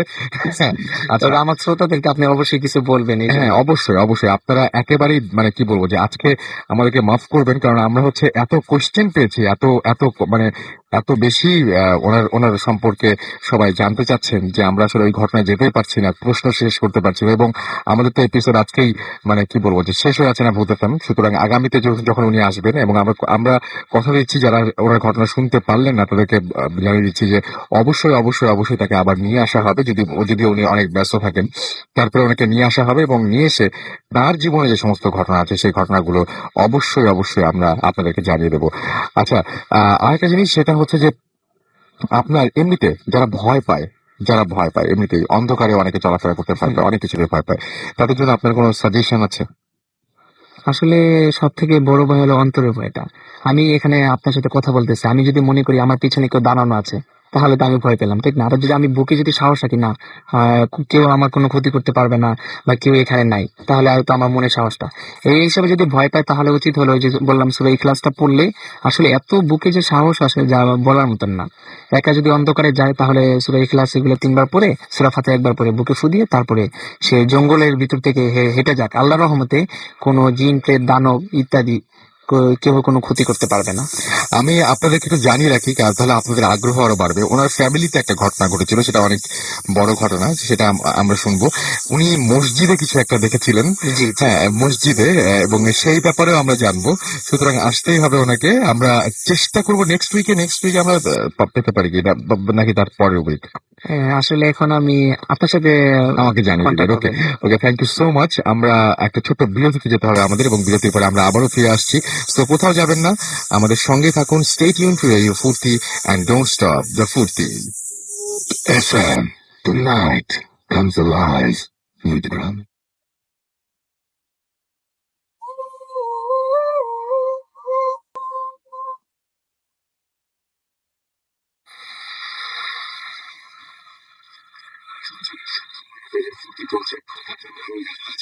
এবং আমার সাথে রয়েছে মাসু এবং আজকের অতিথিরা। আর অসংখ্য এসএমএস, সব এসএমএস আসলে ইরাম ভাইয়ের জন্য এসছে এখানে, ম্যাক্সিমাম এসএমএস, এবং অসংখ্য প্রশ্ন রয়েছে আপনাদের কাছে। আমি একটু আগে যে যখন বিজ্ঞাপন বিরতিতে গিয়েছিলাম তখন কথা বলছিলাম, একেবারে আশাহত হওয়ার কিছু নাই। উনি কথা দিয়েছেন উনি আসবেন এবং আমরাও খুব খুশি। এবং সবচেয়ে বড় যে ব্যাপারটা সেটা হচ্ছে মুশকিলটা হচ্ছে উনি বলতে পারলেন না, কথা দিয়ে কথা না রাখতে পারার ভয়েই হয়তো সেই জন্যই, কারণ ওনাকে প্রচুর ব্যস্ত থাকতে হয়। উনি একটু আগে বলছেন যে বিশ্বাস করেন আর না করেন আসলে আমাকে প্রচুর ব্যস্ত থাকতে হয়। তো যাই হোক, দেখা যাক কি হয়। এবং আমরা আশা করছি নেক্সট উইকে বা তার পরের উইকে, এই 2 উইকের মধ্যে ইনশাল্লাহ তিনি আমাদের এখানে চলে আসবেন, সেই ব্যাপারে আমি কথা দিতে পারি। এবং তার জীবনের ঘটনা না জানি কত ভালো হবে, বুঝতেই পারছেন। সো অবশ্যই অবশ্যই আমরা সেটা শুনবো। আমরা এখন কথা না বাড়িয়ে সরাসরি চলে যাব ঘটনা। এবং আমি একটা কথা আপনাদের বলতে চাই, আমাদেরকে অনেকেই সাহায্য করছেন এখানে, বাবু ভাই হেল্প করছেন আমাদেরকে দিনার হেল্প করছেন, আরো অনেকেই হেল্প করছেন। আর সবচেয়ে বেশি ভালো লাগবে তখন যখন দেখবো যে এনাম ভাইয়ের মতো কেউ নিজেই আমাদের সাথে যোগাযোগ করেছেন, যারা আপনারা আসলে অনেক জানেন, অনেক কিছু বোঝেন, যারা বিভিন্ন ধর্মের হতে পারেন, কিন্তু বিভিন্ন ধর্মে যারা এই সমস্ত ব্যাপারে অনেক বেশি অভিজ্ঞতা এবং অনেক প্রশ্নের এরকম উত্তর দিতে পারবেন, অনেক ব্যাপার ফেস করেছেন বা অনেক কিছু জানেন, তারা যদি সরাসরি আমাদের সাথে যোগাযোগ করবেন কিভাবে? আমাদের ইমেল অ্যাড্রেসটি জেনে নিন। আমাদের ইমেল অ্যাড্রেসটি হচ্ছে bhutfm@radio50.fm, which is BHWTFM@RADIOFOORTI.FM। যদি আপনাদের ব্যস্ত থাকে তাহলে আপনাদের পরিচিত কাউকে বলুন যে আপনাদের হয়ে ইমেলটা আমাদেরকে করে দিতে। আমরা সরাসরি যোগাযোগ করবো আপনাদের সাথে এবং আপনারা আপনাদের অভিজ্ঞতা শেয়ার করবেন আমাদের লিসনারদের সাথে, যাতে তারাও অনেক উপকৃত হয়, আনন্দ পায় সবকিছুই, এবং জানতেও চায় আপনাদের কাছ থেকে অনেক কিছু। আজকে এনাম ভাই আসছেন, অসংখ্য প্রশ্ন তাদের কাছে এবং অসংখ্য প্রশ্নের উত্তর তিনি, বেশ কিছু প্রশ্নের উত্তর দিতে পেরেছেন, সব প্রশ্নের উত্তর দেওয়া সম্ভব হয়নি। যাই হোক, আমি কথা না বাড়িয়ে, আমরা অলরেডি আমাদের নির্ধারিত সময় পার করে এসেছি, আমরা সরাসরি ঘটনায় চলে যাই। আপনি আসলে আপনার ভাই, নামটা বলে। Thank you. হ্যালো লিসনার্স, আমি তামিম বলছি। তো আসলে আমি যে ঘটনাটা বলবো এটা আমার এক ছোট ভাই রাজন। হ্যালো রাজন, তুমি শুনতে পাচ্ছিস কিনা? তো রাজন আহ, যে ঘটনাটা আমাকে বলছে আমি সরাসরি ওটাই শেয়ার করে ফেলি। আহ, তার এক নানা নতুন যখন বিবাহ করলো। তো বিবাহ করার পরে ওই মহিলাকে নিয়ে একদিন কোথাও যাইতেছিল। তো ওই মহিলা নাকি কিছুটা আসর ছিল ওনার উপরে। তো ওই মহিলা আপনার খুব অস্বাভাবিক রকমের আচার আচরণ করতো এবং ওনার বাচ্চা কাচ্চা হইতেছিল না। তো ওনাকে অনেক ডাক্তার দেখাইছে কিন্তু কোনো কাজ হইতেছিল না। তো একদিন কি করলো, ওনার হাজবেন্ড ওনাকে নিয়ে এক কবিরাজের কাছে নিয়ে গেল। তো কবিরাজ ওনাকে দেখে বললো যে আপনার উপরে, আপনার ওয়াইফের উপরে একটা খারাপ কিছু একটা আসর আছে। তো আপনার ওয়াইফকে একটু দেখে শুনে রাখবেন যেন কোনো ক্ষতি না করতে পারে, আর বাচ্চা কাচ্চা হবে কোনো সমস্যা হবে না। তো একটা সময় পর এই মহিলা প্রেগনেন্ট হলো এবং যথারীতি বাচ্চা হইলো। তো বাচ্চা হওয়ার পর যেটা হলো রাসেল ভাই, ওই মহিলার যে নতুন সদ্য যে বাচ্চা হলো, ওই বাচ্চার চিৎকার চেঁচামেচি গুলো অস্বাভাবিক রকমের হয়ে থাকে সাধারণত। যে একটা বাচ্চা যেভাবে চিৎকার করে এইভাবে না, আপনার নর্মালি অস্বাভাবিক রকমের চিৎকার চেঁচামেচি করে। তো ওই বাচ্চাকে নিয়েও উনি কি করলো, ওই কবিরাজের কাছে গেল। কবিরাজ বাচ্চাটাকে দেখে বলল যে এখন ওই আপনার ওয়াইফকে ছেড়ে এখন এই বাচ্চার উপরে আসরটা করছে, তো কোনো সমস্যা নেই। আপনারা এই বাচ্চাটাকে কিছুদিন দেখাশোনা করে রাখবেন। অ্যাটলিস্ট যেদিন থেকে জন্ম হয়েছে 40 দিন পর্যন্ত এই বাচ্চাটাকে আপনারা দেখাশোনা রাখবেন। কেউ যাতে না ঘুমায়, যে রাতের বেলা হইলেও কেউ না কেউ যেন বাচ্চাটাকে দেখাশোনা করে। তো ওনারা তো যথারীতি বাচ্চাটাকে দেখাশোনা করতে লাগলো। কয়েকদিন দেখাশোনা করলো। তো একদিন রাতের বেলা, আসলে আমাদের গ্রামের বাড়িতে সাধারণত বাথরুম গুলো হয় অনেকটা দূর সাইডে হয়, বা অ্যাটাচ বাথরুম হয় না, আগে হইতো না এগুলো। তো ওই মহিলা রাতের বেলা বাথরুমে কাজ সারতে বাথরুমে গেলেন। তো বাথরুমে যাওয়ার পথে উনি যখন যাইতেছেন রাস্তায় বিড়ালের মতো কিন্তু শরীরে কাঁটা যুক্ত এরকম একটা কিছু একটা গায়ে পাড়া দিছেন, এবং উনি চিৎকার দিয়ে উঠছেন যে ও মাগো বলে চিৎকার দিয়ে উঠছেন। তো চিৎকার দেওয়ার সাথে সাথেই উনার যে হাজবেন্ড দৌড়ায় আসছেন। আইসা দেখেন যে উনার পা দিয়ে রক্ত পড়তেছে। এখন উনি যখন দৌড়ায় আসছেন, আসার সাথে সাথেই উনার মনে হয়েছে যে উনি তো উনার বাচ্চাটাকে ফেলায় রেখে আসছেন, এবং সাথে সাথে মনে হয়েছে যে কবিরাজ তো বলছিল যে বাচ্চাটাকে যেন উনি না রেখে আসে। সাথে সাথে উনি গেলেন, দৌড়ায় ঘরের ভিতরে গেলেন। ঘরের ভিতরে গিয়ে বাচ্চাটাকে দেখতে গেলেন, কিন্তু বাচ্চা তো নাই, বিছানার উপরে বাচ্চাটা নাই। এবং রাসেল ভাই যে রাতের বেলা পুরা ঘর খুঁজতেছে, কোথাও বাচ্চাটা নেই। উনি খুঁজতে খুঁজতে একটা পর্যায়ে দেখেন বাইরে বারান্দায় বাচ্চাটা পড়ে আছে, কিন্তু নাক দিয়ে মুখ দিয়ে টান দিয়ে আপনার অজস্র রক্ত বেরোতেছে এবং আপনার বাচ্চাটা মারা গেছে আসলে। তো পরবর্তীতে ওই মহিলা অনেক আর কোনো সমস্যা হয় না এবং বাচ্চা টাচ্চাও হয়েছে, কিন্তু ওই বাচ্চাটা একদম মারা গেছে আসলে। এটাই ছিল আসলে আমার